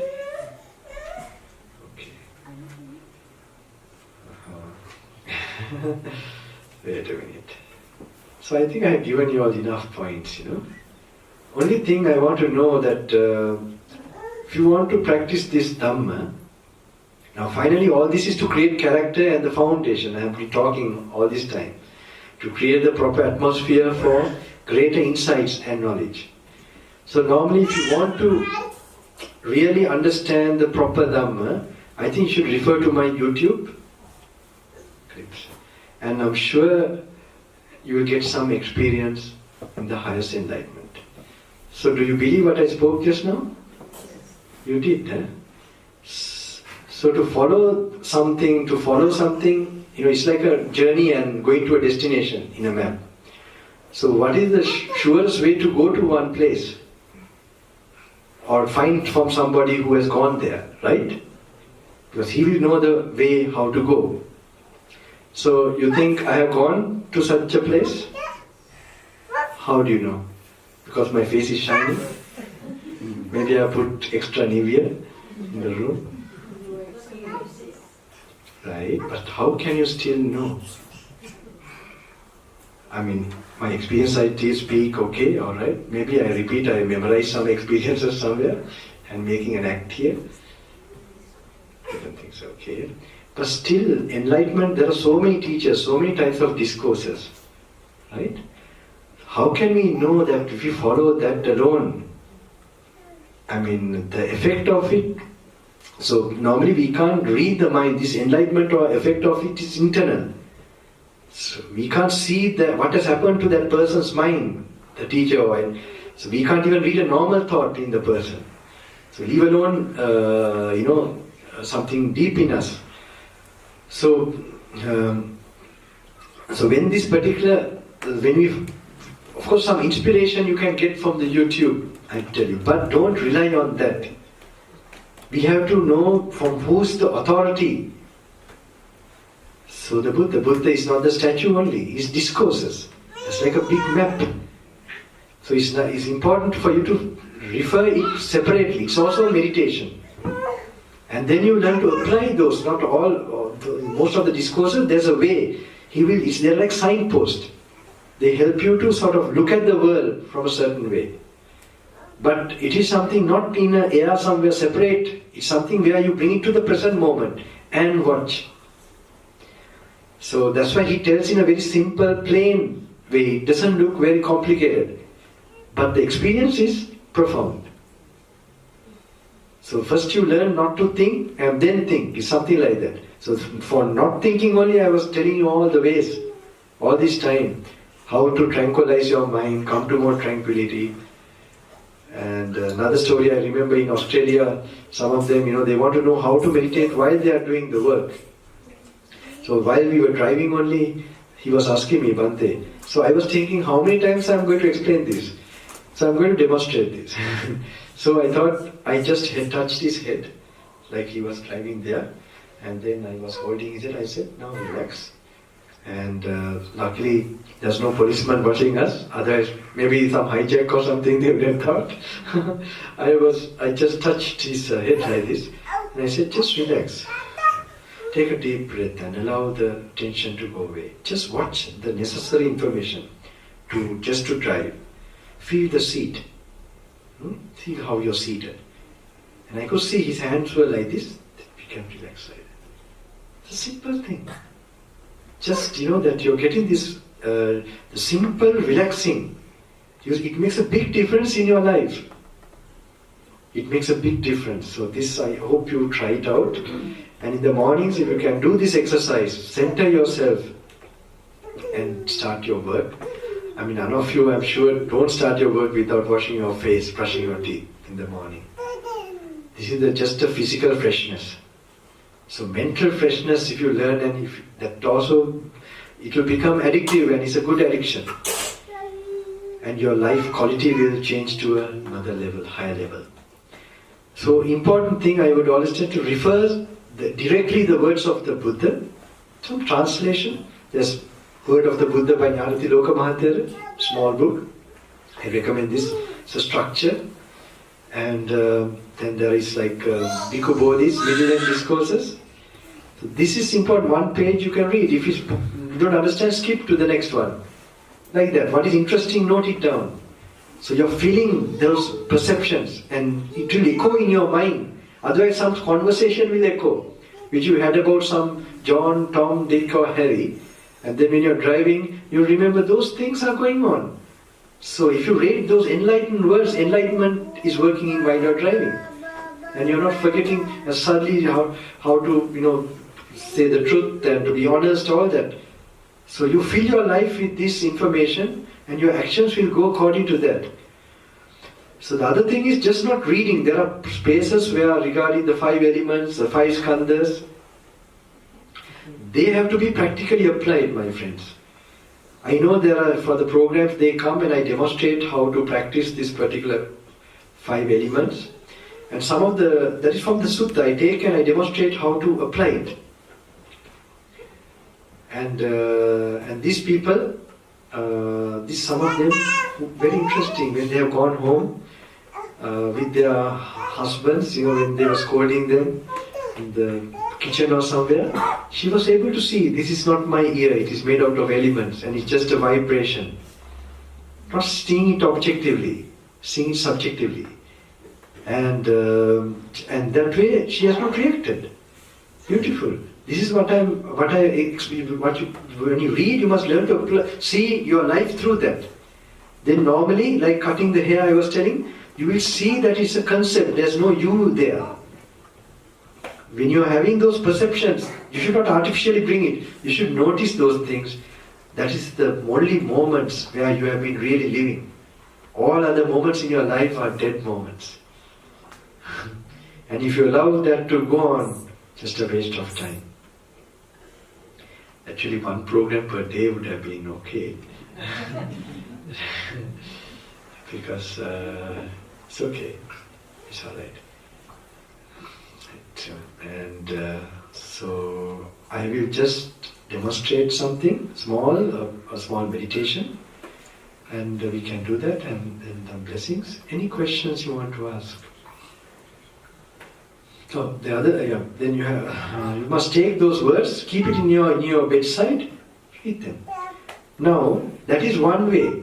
The interesting thing is, I will tell you, if you're coming from a Sri Lankan tradition, then the Asian people, they are normally worried about the Bhutas, Pretas and all that. I will tell you what happened with that gentleman.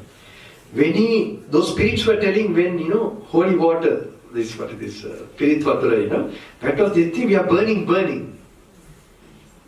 I was surprised. I would never recommend all these pujas and all these rituals, never. But I see some, the practical side of it. After I witnessed that. And another place they say, what was it? Don't tell the name of that person. We were nearly facing like death. To see chanting of this Pali, the sutras, chanting. So, what I witnessed, I have to relate it with that. So this has some effect of that, no doubt. And another time it was saying, don't touch that book. When they were touching and reading that book, one of our people, they died. Some of them, they died. This is reading the sutta and sort of contemplating. You have never heard from this angle, right? So though I'm telling for others, because otherwise you might think you have to wear talismans and all this. So you can see the effect of this. There's so much. That's why we know when you have the visions, it rejuvenates your destiny entirely. Like Lord Sakka, he was about to leave his life. He came to the Buddha in the Tavatimsa Devaloka. He died. He listened and he became Sotapanna. What happened? His life became extended. So the material benefit is also definitely there. So it's all in all, but it depends from whom you get advice. If you get advice from the original master, he will give you that advice. If you get someone fallen below that, he will give you according to that. Now some people, when they have problem, they have drunk a little bit and it created some peace. So when a friend comes with a problem, he tells, just have a little bit of this.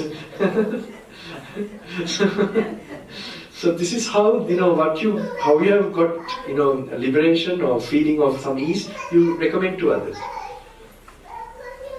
So we do a small meditation, okay? And something you want to ask before that, because then we're going towards winding up slowly. I have 2 programs today.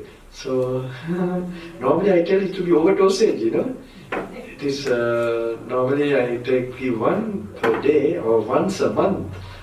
And this is like, anyway, this is now my duty, this whole trip, here America, then, okay. And so while I'm here, anything you all want to ask?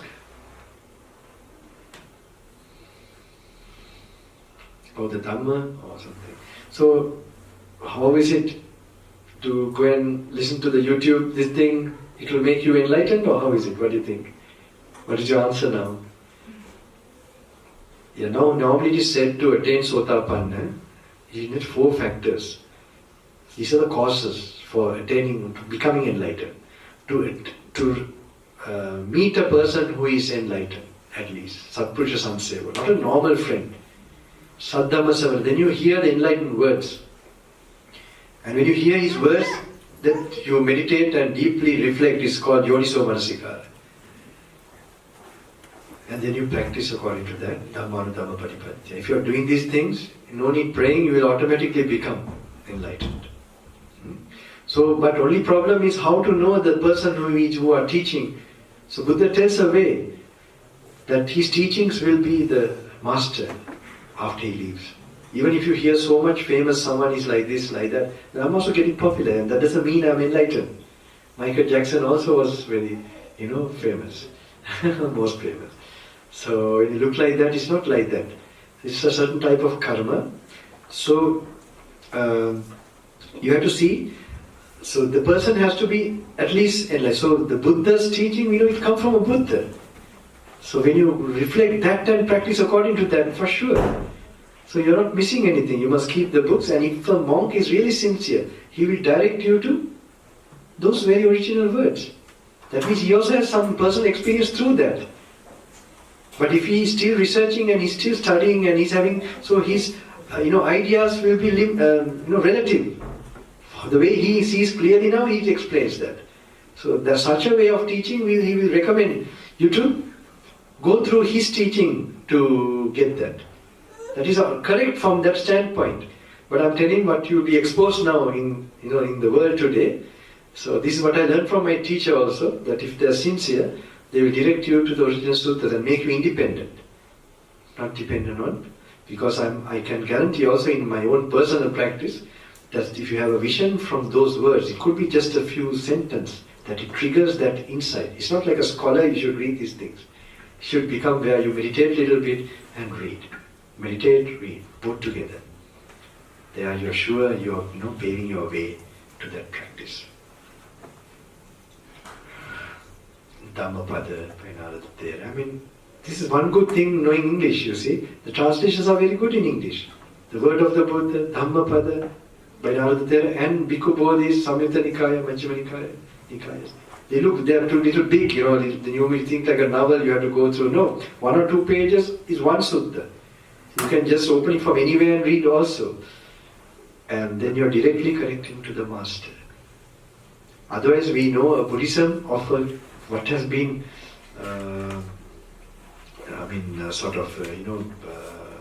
it's not the real one, real thing. You have to get brainwashed and go to that original words. It's simple, but it's enlightening. There are times when the monks, they were cutting their ordination time, cutting their hair, they became enlightened. They are just so subtly. So it's not something that you have to see it order in this way, that way, through Abhidhamma and this and that. That means they are not understood yet in an experiential way. At least another way is, there has to be the behavior changing. It's not just only, there has to be the behavior of both should go, the actions, and that's the only very concrete way, at least there's something really happening in the practice. So I tell you, it's better, you can even go to a Muslim mosque or even to a bar, if it makes you pure or tranquil, better you go there. You come to a temple and you have a long face, no point. Abul Munak. Any question? Are you tired now? I can go until 3, 4, 5 hours. But what can I do? Any question before I sort of end up with the meditation? Any question? There is something called jhana. People go into jhana, and that's one of this knowledge that is entered into jhana. And again, there's another, I was so inquisitive. There are people who take drugs and they go into kind of a LSD and all that. What is this? Even jhana, we can name anything. Like, we can name any kind of, I normally tell, don't name any of these things. Just take it as you had a tranquil feeling, that's all. Yeah, you just felt tranquil, relaxed. And you had that just to note like that. Because what you read somewhere or heard, that don't label it. Because it might be, it's like the story of one, in a way, one wife, she wanted to prepare, I think, what was it? Kapta Sambol, or I don't know, in Sri Lanka we have, what is it? String hoppers or something. But so the husband said, well, wife, you can go and make, but we give the naming later, because she's not a good cook. So same way, in a way, this naming all these experiences, let it be actually. Let's see whether we can behave nicely even with our husbands, wives, children, and with, there should be that, you can at least,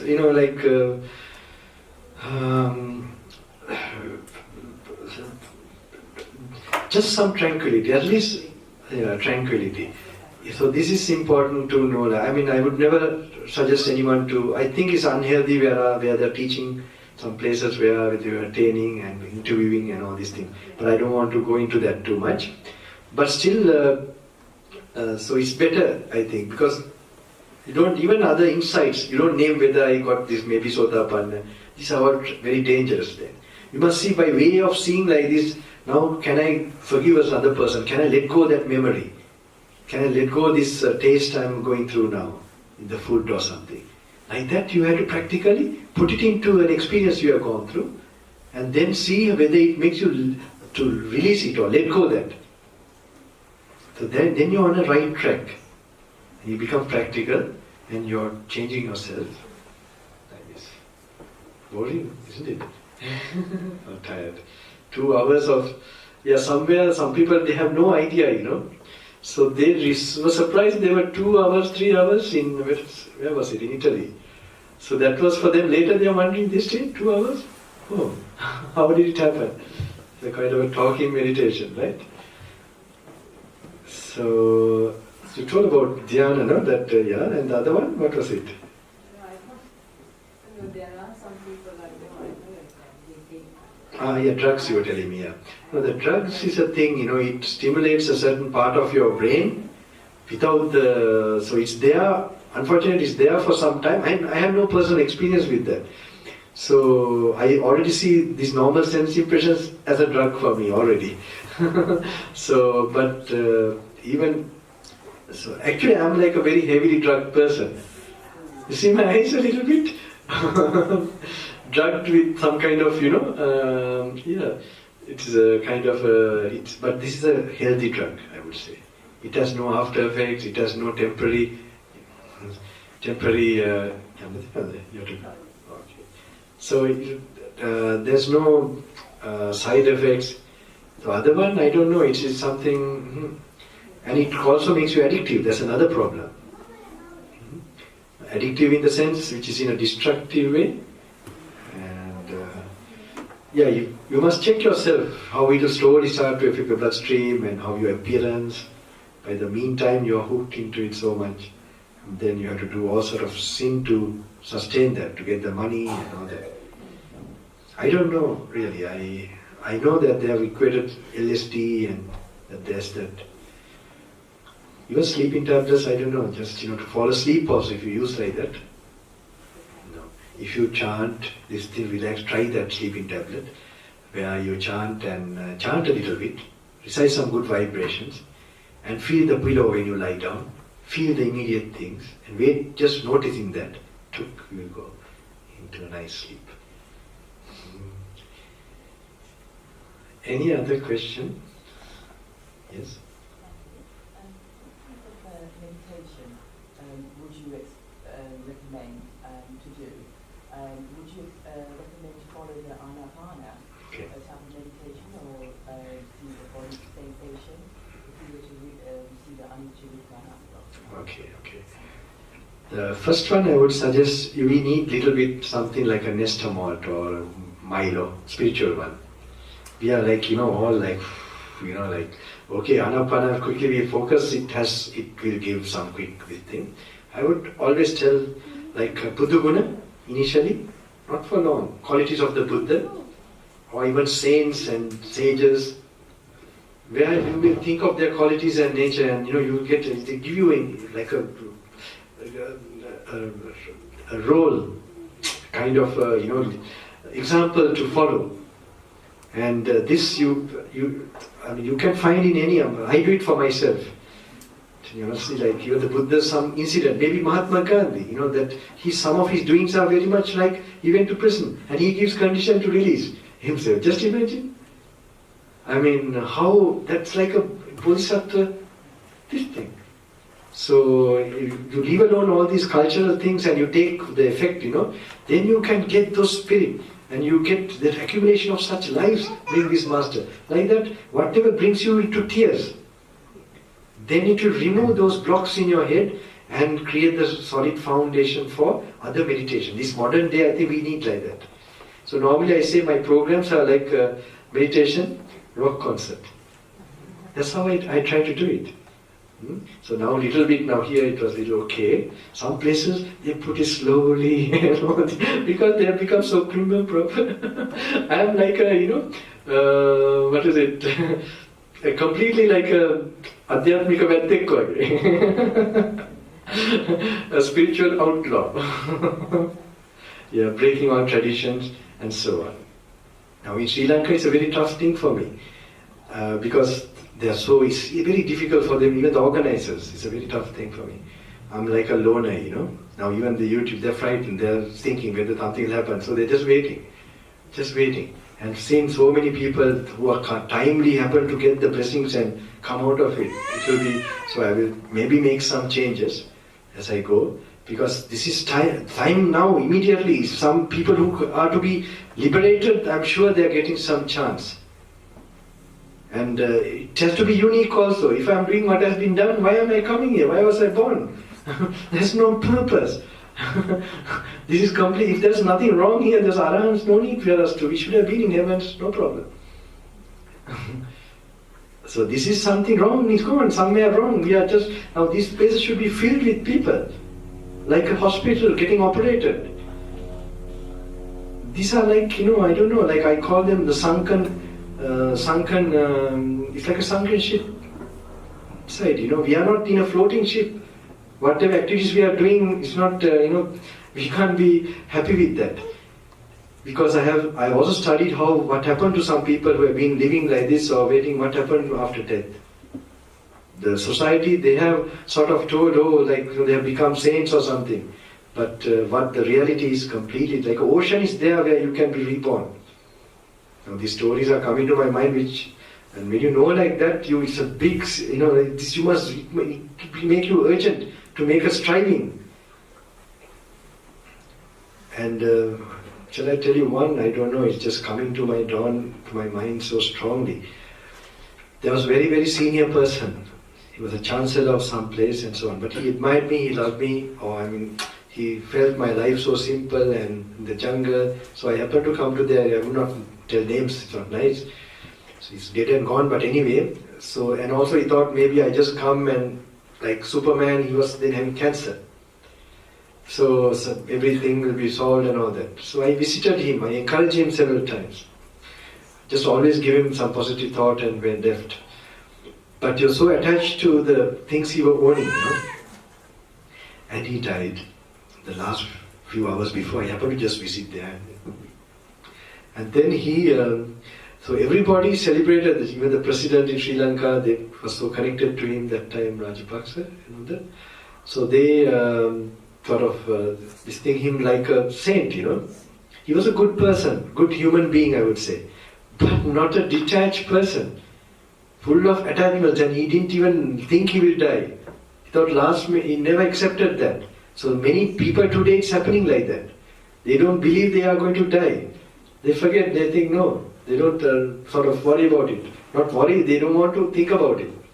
So then, when you go like that, when it really happens to you, you are born in a state where you are not dead, but you are dead. This is what happened. And of course still if I tell, I know the brother monks, oh my God. Okay. The people who are connected there, and but I would not.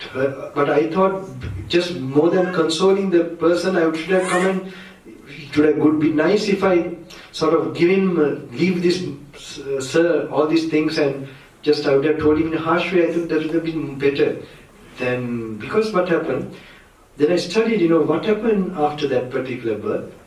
Waited for a few months, no birth properly, no consciousness forming properly. Then born into a womb of a dog. So just we are meeting and seeing people like that. What happens next? So we think maybe we are doing a lot of good things and so on. If you have not overcome, maybe our child will be the cause for that attachment. And we are not going to be a relation who is going to help the whole family. No. We are already stuck in existence. So when we learn, when you are meditating, we should not be distracted about the surrounding. So we must learn to have that tranquil experience where we are not worrying about the office at that time, or the pressure will come to do this, do that. But we start now, slowly, where we learn to, there's a practice, there's a level, we have not started it, that's started that properly. So where we are, we are able to separate from, so that is Buddha. This is also very important. The tears should come, that's another way, not the just worshipping thing, which I'm expecting. It can come from a song even. I know one, sometimes very meaningful, like some who have stayed in very tough situations, they have genius, the mind gets opened up, No more fear, no more pain. It's one song by, I don't know, someone, so it could be, so you should be inventive, you should be imaginative. Even something where you are reflecting on the qualities of great saints or masters. Not the song alone, that should give you like an initial enzyme, or, fasten the process, or gives you a push, impulse, the initial start, not to go on listening to this or reflecting on this. So that's another not good. Just to start your meditation, you must have some inspiring, some verse or some song. I say normally Mohini Begi Sindhu Karikamande. Just an idea, So way of chanting certain things, they become boring, you find another things. So, enjoy, you're going to Nibbana, you're going partying. Partying, you're going to Nibbana. This is spiritual partying. Tell you honestly, my whole life is like that. I don't do it.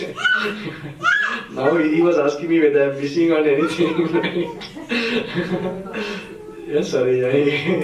He's been in the car, he was having several questions. It was very related for me also. I can understand from a friend's point of view, You'd wonder all these years how one of my friends took another path and how it is working for him. Anyway, so what happened, so that is important. Then after that, I think Buddha Metta is a very nice meditation. And after Metta, you get to Anapanasati. But this is the meditation moments when you are doing that. But the lifestyle very important. I told you all the techniques of not to see things. Careful what you're watching and all that. Even tasting the food. Food is another main thing. A lot of energy is lost. So I explained in the YouTube in detail some more things about, that will be long. And so how they are working, how the reptilian brain is operating, and when it's operating, how you can't practice mindfulness strong enough. And so this is very logical. So you have to,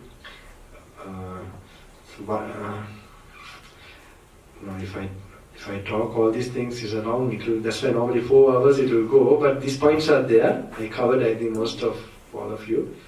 If you really want to meditate, this is good.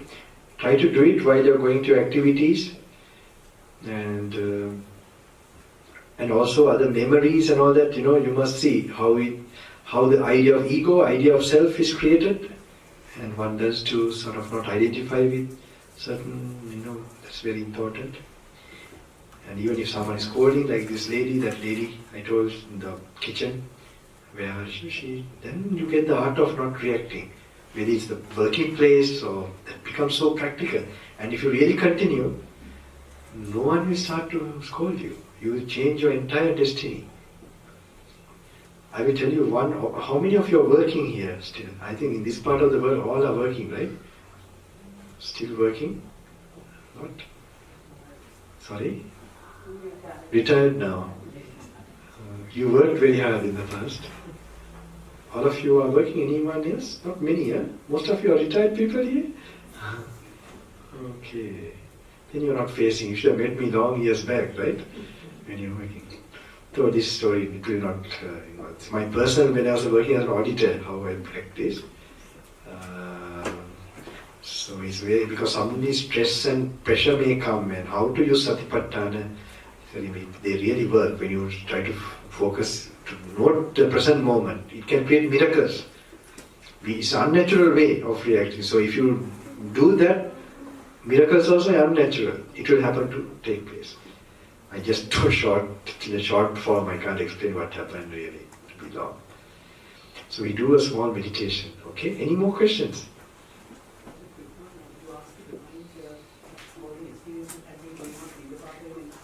Okay. Yeah. Who is that lady there who asked me that time? Something. No, you? No. In the afternoon? Oh, and then date I will tell, right? It was for her. Yeah, that is your wife, no? Someone who asked, okay. But you're good.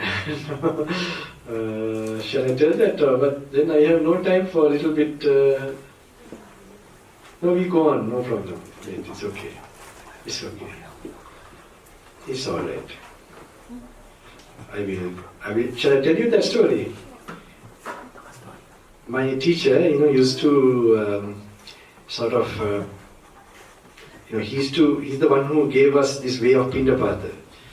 So normally anyone asks Pindapata, it's like Sri Lanka, everywhere it's just a simple thing. There's nothing in it. So that's where the monks, their blessings, their powers come to the people. From the jungle, when they are coming out, what they have meditated, practiced, and that it's a silent operation, but it's so powerful and effective. So this, I think, in Sri Lanka, some form, my teacher is the one who told us, and even other monasteries, they said, what is this? But then they saw crowds were coming for this Pindapata. And it was stopped for some time because I was going to Himalayas. Then I don't know how it came up, in Australia.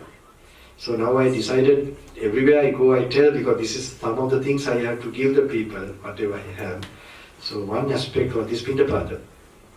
So I happened to go across the LTT area in 2003, from Gaul to Nagadeepa.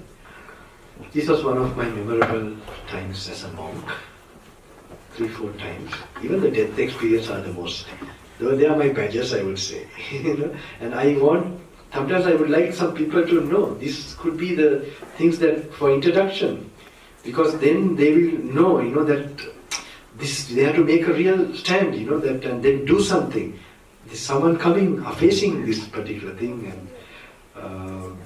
and if they have crisis, what is it? Everything can make positive and can create a moment for a great success. So anyway, this LTT area, so some years back when my teacher was, when we used to go arms round every morning, he used to sort of make our mind, like he used to give blessings to the whole area and the whole country. And normally we were near the fishing villages, so Durandura. He used to tell fishermen also will serve you, like that he said. Even the poorest person get a chance to give you dhana. And you are giving opportunity to give like that. He used to tell many blessings. So one day, he was telling, now when he was blessing the whole world and when he spread this metta, he told in Sri Lanka, north of Sri Lanka, that he used to tell the people who have gone astray. He was mentioning the terrorists, the LTT, the freedom fighters or terrorists. It depends how you look from each angle. So he used to tell, they will also serve you. Now every word of him is to note, because he was a very special person. So I thought maybe something is old and is that, because how can there be LTT people in the south of Sri Lanka, where we were that time? So we, anyway, few days he told like that. Even these people who have gone astray will be serving you, like this, like that. Or, 2 years went by. This was only for 2 days, 3 days, but it was very clear. It was like not falling into place. So I happened to go after 3 years on this wandering trip, started from Gaul, and got his permission, and he told me also that the divine angels will be protecting you. I never forget that. Ishtakami Devatan Vansana Arakshakan, or not Arakshakan, he said they will be protecting you.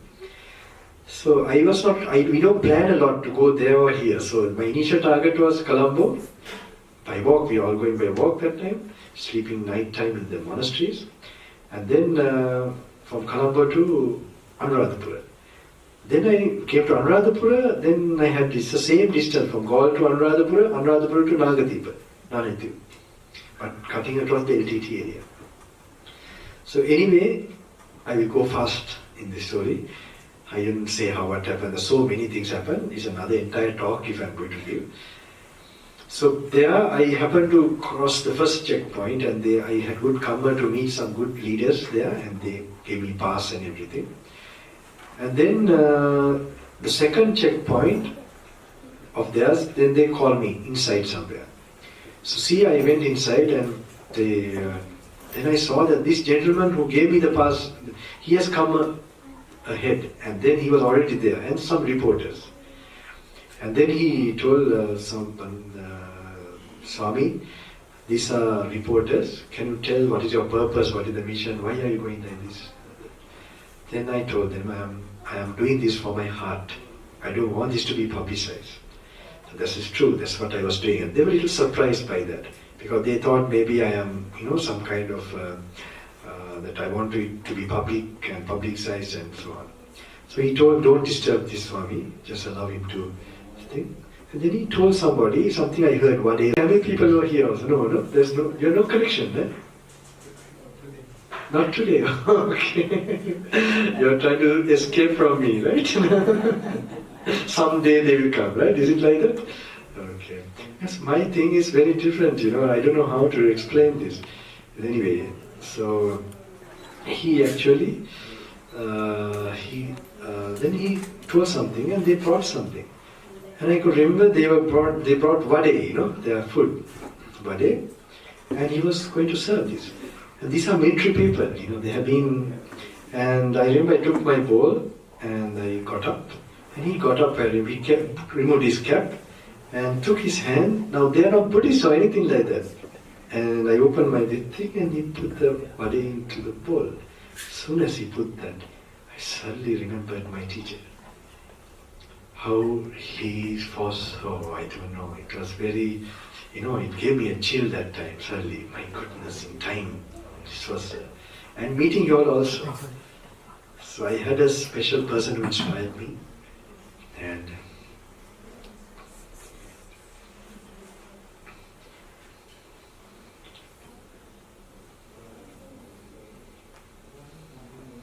I hope all those blessings will follow to all of you, to really follow this path without any distraction, with determination and strength of mind. Remember to make your heart pure as possible, and you will achieve whatever you want. Just you have to first your parents and your surroundings to get their blessings. So it was just a shock that time, I never forget. So meeting the masters is a great blessing, really, in your life. If you happen to meet anyone, it is a rare opportunity, and that will change rust to gold. And this something, it was very interesting. And even this meeting is very interesting. He used to tell many monks to go to, to jungle. Don't come even to city. And some foreign monks, he was very stern about going to seeing their relations or anything. But in my case, he was telling, he used to ask, did you get invitations? Those days, I was a small monk. But it's very interesting. He prepared in my head, and of course I had always this love to serve the people. This was there, but I had no intention to mingle with people. I don't like crowds myself. Not even a single person, I like to stay alone. Now in this situation, organizers are taking me here and there, so I can't help it. But otherwise, so we do a small meditation, okay? And this is my first program. And I'm also becoming sentimental, is it? Okay. And we do a small meditation. Means I want this idea for you to get. When you, now from this I can straight go to the second program, no? It's like that. If it's the same crowd, no problem. If new people are coming only, okay. You can see how then I'll go with like a marathon. Someone giving us talk for 4 hours, 5 hours. It's okay, I can do it. Maybe only today. Too much talking also is a hindrance for eating, sleeping, talking, and a lot of activity. It's all also drain your energy.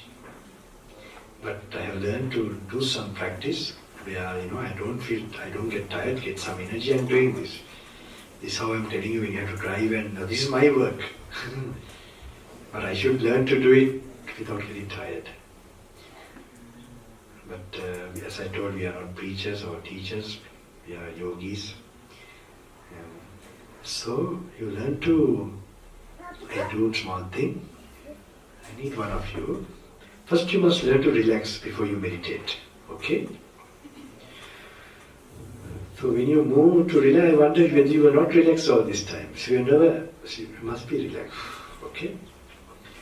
But I will check whether you are relaxed.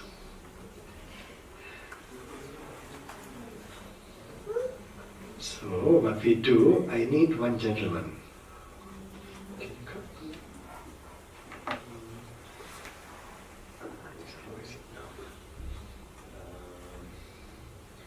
Just turn it like this. Just sit here.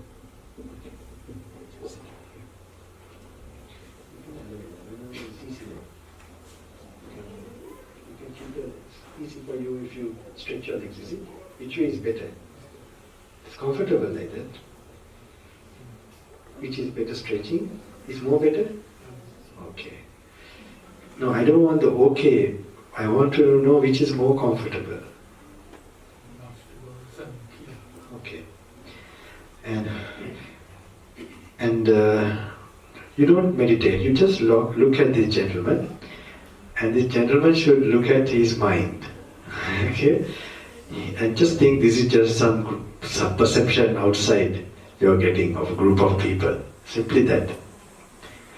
It is really an illusion. After some time, it's no more. Like what you saw a few minutes ago, you saw something, it's no more. That is also another way to see the impermanence. How to do this meditation. I was telling Duduguna, Metta, and then reading the Dhamma and analyzing, which will activate insight. This is the final good meditation which brings to see who you are. What is you? What is the you stuff? Is there such a stuff as you that should be unchanging? So you can also see what has happened to you in the past. Any memory, that's the easy way. You saw, we went Pindapat, I can remember that today in the morning. Just picturing it. What happened to that? It's no more. And how it just no more,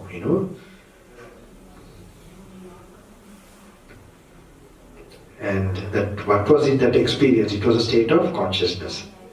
You felt something. You perceived what you felt. And maybe you reacted to what you perceived.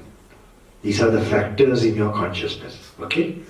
This is happening in every moment of your consciousness. If I recognize a forest, that was consciousness, perception. It was not some brain cells or molecules working only. That is, even to know the brain cells and molecules is also consciousness. Without consciousness, you don't even perceive you have a body. So this Buddha analyzes in those original sutras. I can explain to you like that and show you that emptiness of consciousness and like this never existed and all that. They are also good. But you should not rely, that is not enlightenment. That is many monks will explain to you these things. This is also good, I like this. But it's a great hindrance when you don't refer the Buddha's simple way of explaining things and looking into phenomena. Because that will trigger an entire new or entire level of awareness, which is very life transforming and very solid. So other ways of explanation is good. We have to think also. It's not only worshipping and praying. We must be able, if someone is shouting, to know this is not real. Some tasty food is there, to know that and that is more, coming closer to knowing the reality. But when it, separately you must go through, there are special discourses called Skanda Varga, Salayatana, Satipatthana, the mindful meditation, mindful discourse. So those you take few parts and you must apply. Now I will just demonstrate a little bit only of that, but now before you do that you must learn to relax your body. It's called Kaya Viveka, then Chitta Viveka.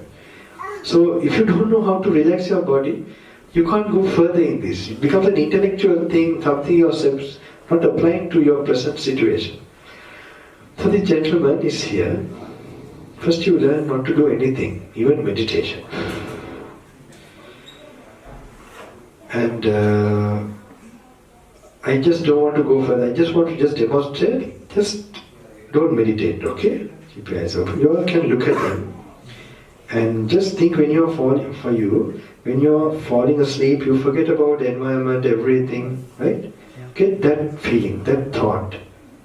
And just, you just meditate. Meditate means, you just think when you're going to fall asleep, you don't think about anything, right? Get that mental idea. I will do something, don't pay attention to that. Just try to relax and relax the body.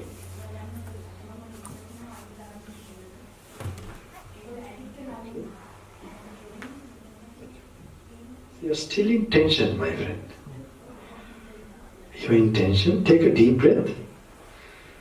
Don't worry the people and all that. I mean, you might tell it's easy for Bhante because he doesn't know any of them. I know all of them.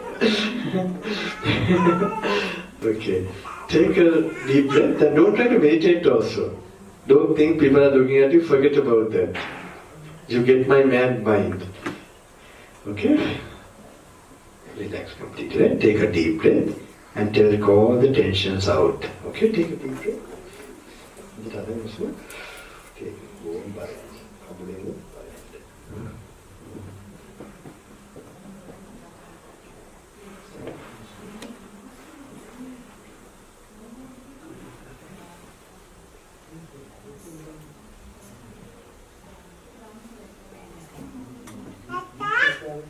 Think like you're sitting near a beach, okay? In front of a beach, relaxing in a park. Alright, like that.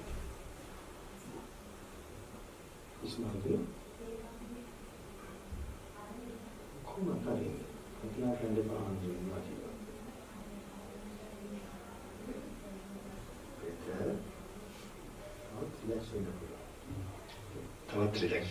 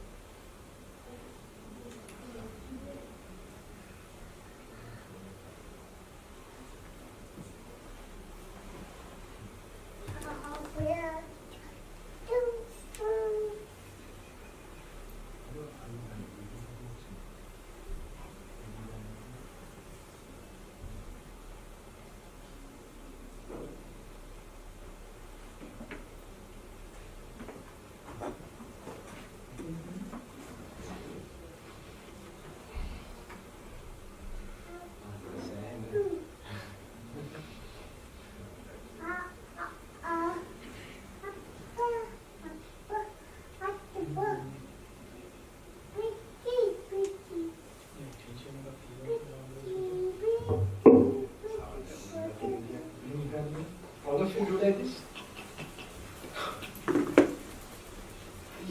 Vigorously.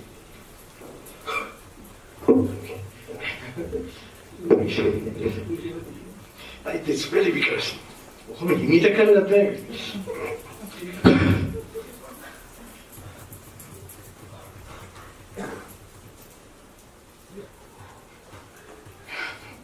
Hiding. Now sit down. Next time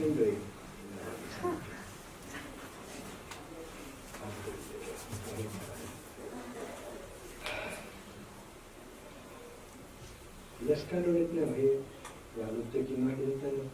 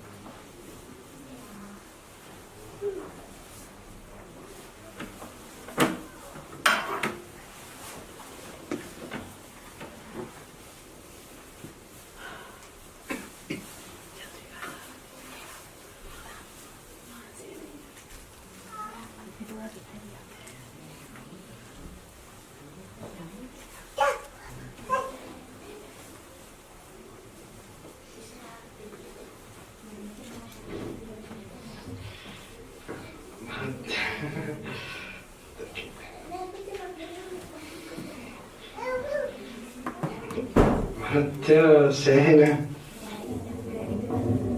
ඉතියක් කියනවාද? ඒ කියන්නේ මේ පළවෙනිටම body එක relax වෙන්න ඕනේ. පොඩක් ඉන්න බලන්න. මල්ලියෙන්ද බලන්න. නාල මහත්තයා බලන්න. මේ මහත්තයා කාල මල්ලිට පොඩක් වගේ wait.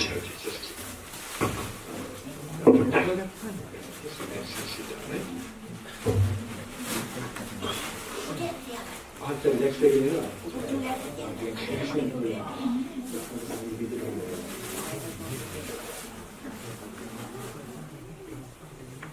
It's again antakarani ne vatapita e kalpanawadi.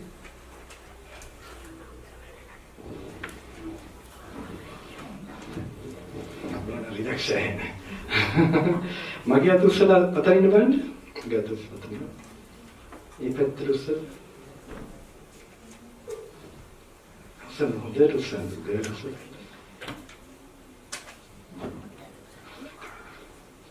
Just සම්පූර්ණ රිලැක්ස් වෙන්න මෙයා කරන්න ඕනේ. දැන් මේක මුලට කරන්න ඕනේ පින්වතුනි. පොඩි ටෙක්නික්ස් ටිකක් මම කරන්නේ. මේ ඇඟ නිකම්ම නෙමෙයි. මෙතන හිත වැඩ කරන එකත් එක්ක මේ ස්නායු වලට ගිහිල්ලා දැන් මෙහෙම කරන්න බෑ. Just do like this strong. අයියෙන් කරන්න.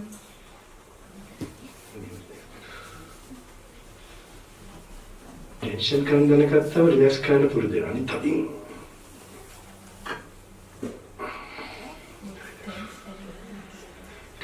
Tani peritan me katarla inne. Make important. Me pudi tips ටිකක්. අන්න ඒක චුට්ටක් දැන් ඔහම ඒක තමයි පටන් ගන්නකොට දැන් ඔහම කරාම තමන්ගේ ශරීරය මෙහෙම එළියෙන් බලනවා වගේ නෝට් කරන්න. අරව කරන්න තු වැඩක් නෑ පින්වතුනි. අරව ගල් ගහලා මුලට ගල් ගහලා තිබ්බොතින් මේ මහත්තයාට හිමීට විතර හරියනවා. ඒක ඉතින් ටිකක් වෙලා යයි. මොන වගේ වල ඉඳලා තියනවද දන්නේ නැති මෙහෙම හරියන එකත් ලොකු දෙයක්. ඉතින් ඒක ටිකක් කර එක එක්කෙනාගේ අර මේක දැන් පුරුදු කරලා නැන්නේ. චුට් හරියනවා. අස්සල මෙහෙම උස්සගෙන හිටියේ. ඊට පස්සේ ඔන්න චුට් හිමීට මේ කාය රිලැක්ස් කායගත සතියට එන්න ඉස්සලා Sorry, I'm speaking Sinhalese now because the time is up, maybe. So it's normally nicely tuned, you know. Okay. So just be mindful of your, like, just from like looking from outside. And listen to the sounds you are hearing right now.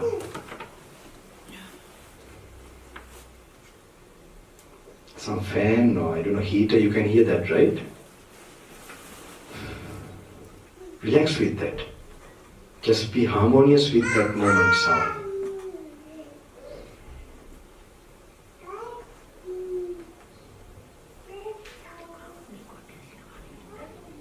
A baby is speaking or sounding. When you're relaxing and trying to listen, when you have naturally come to the present moment, you will notice you are breathing. In breath, out breath, you will automatically notice. Wait for the automatic moment of noticing it. Your awareness is so close to your body that time. These are initial steps if you want to meditate, I am telling you.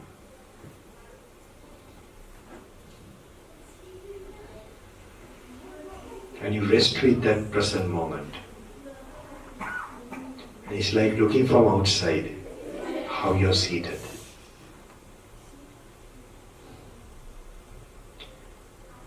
And while you're looking like that, I'm dressed with a robe.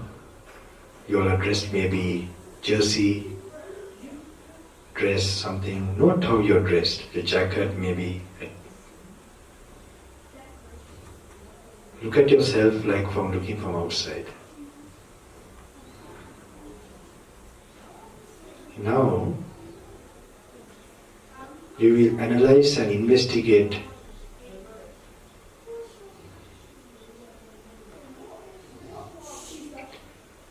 the Buddha's teaching. This is how you apply. When you're reading the sutras, the original teachings one day, just take one section and help yourself to let go more. When you are properly applying, if you're holding on to more, that relaxation will deepen. You feel a cool effect in the forehead area. It will be a pressure you want to follow. But this is a good pressure. So the Buddha says one place, Rupam Bhikkhave, I'm telling in Pali language, Rupam Bhikkhave Nityam Va Nityam Vati. Is the body permanent or impermanent? Now to answer him, you don't answer like a parrot or just from memory or something. Really you think. He's asking whether it's permanent or impermanent. Have you ever seen your great-great-great-great-grandmother, grandfather? Nobody. That body was there, it's gone. Just what you have really known, you can apply it to yourself.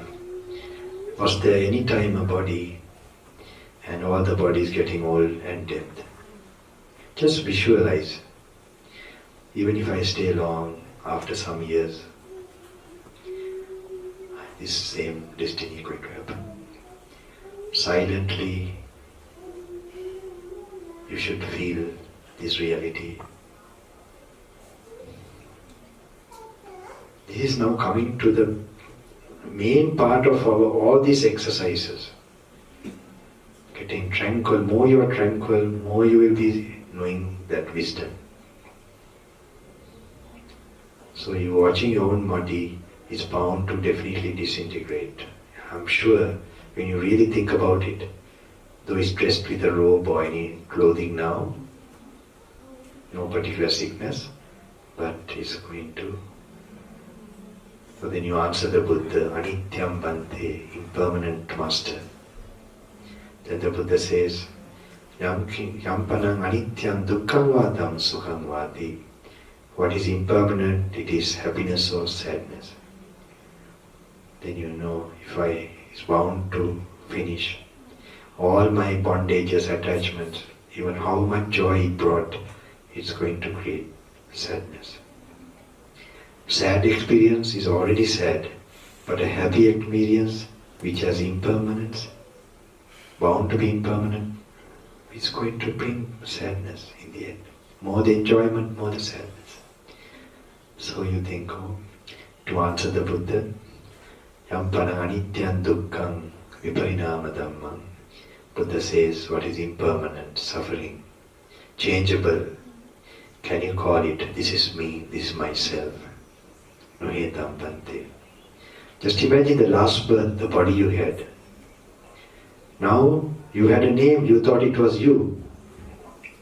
Where is it now? Only the skeleton may be left over.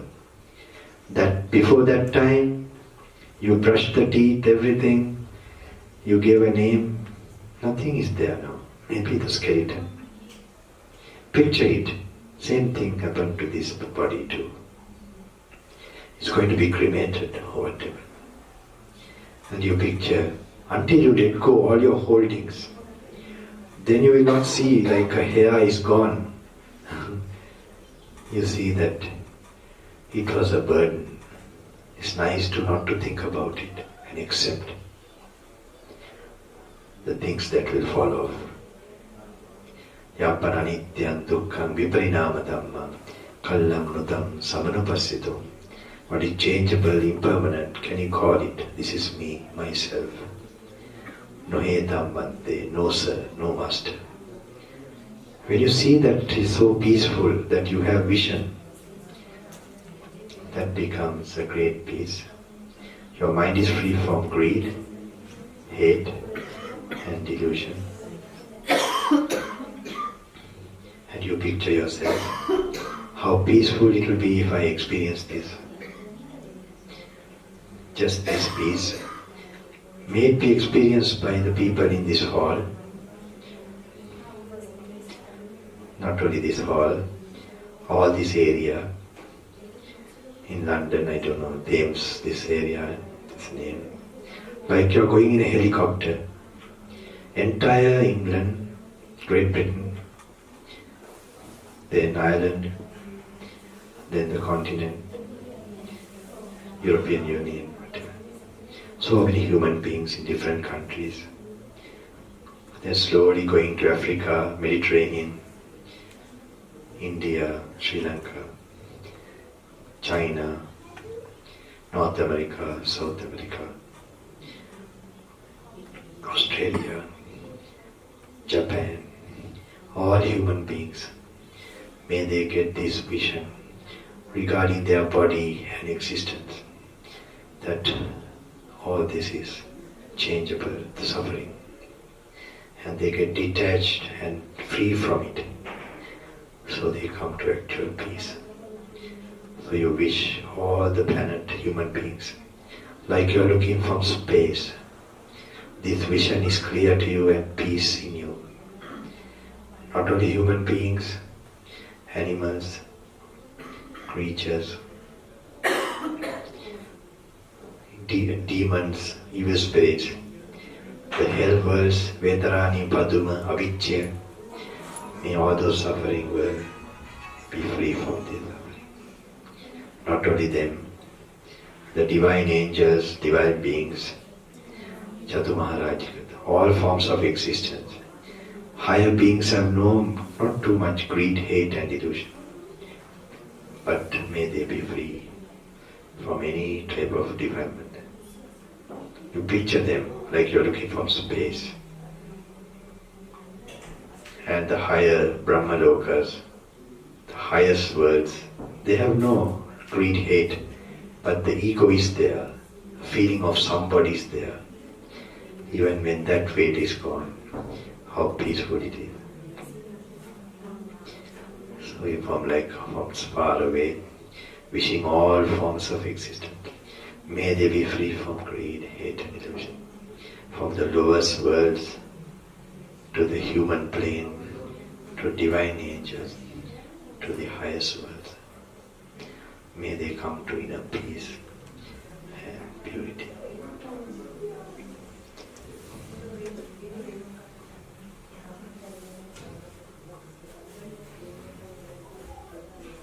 See your breath calming down. Get focus.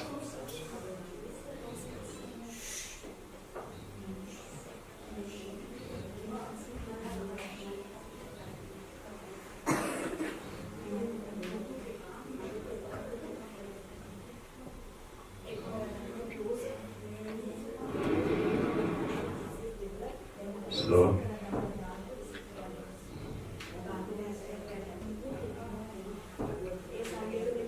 I gave you some idea. Now I give you some blessings. If If you go home, try not to talk tonight. Now I just gave you an idea when you're reading the sutras, Buddha's words, how to apply. Okay, now you'll be coming across, he's speaking like that, just a plain translation. Try to apply to yourself calmly. He's talking about a supreme detachment of a final realization. It's not some experimental thing. So, learn to relax like that. And may you get a personal more and more experience. May you become alive in the Dhamma, in the teachings. And you will enjoy your life, nothing to fear. There won't be anything greater than that. Your life, I tell always, you may fail in your family life, it's okay. You may fail in your career, that's okay. Don't fail this. This, no failure. I told you the greatest crime is never knowing the secret of life and dying. So I give you some blessings. Just keep this. If you talk, this is some energy that will... This is coming from a silent practice of in the mountains, say in the Himalayas, this cosmic, this energy. So it will help your life. So in the night time, it will have more blessings coming. So just morning, if you can talk, is good. The more you talk, the energy will go from your cell system. It will give you more support.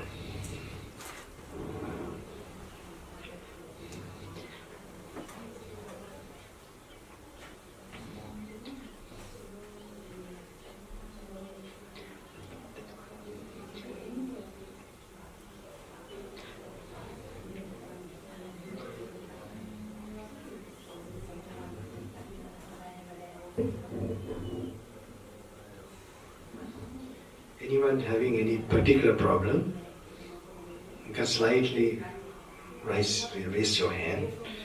Slightly, if you,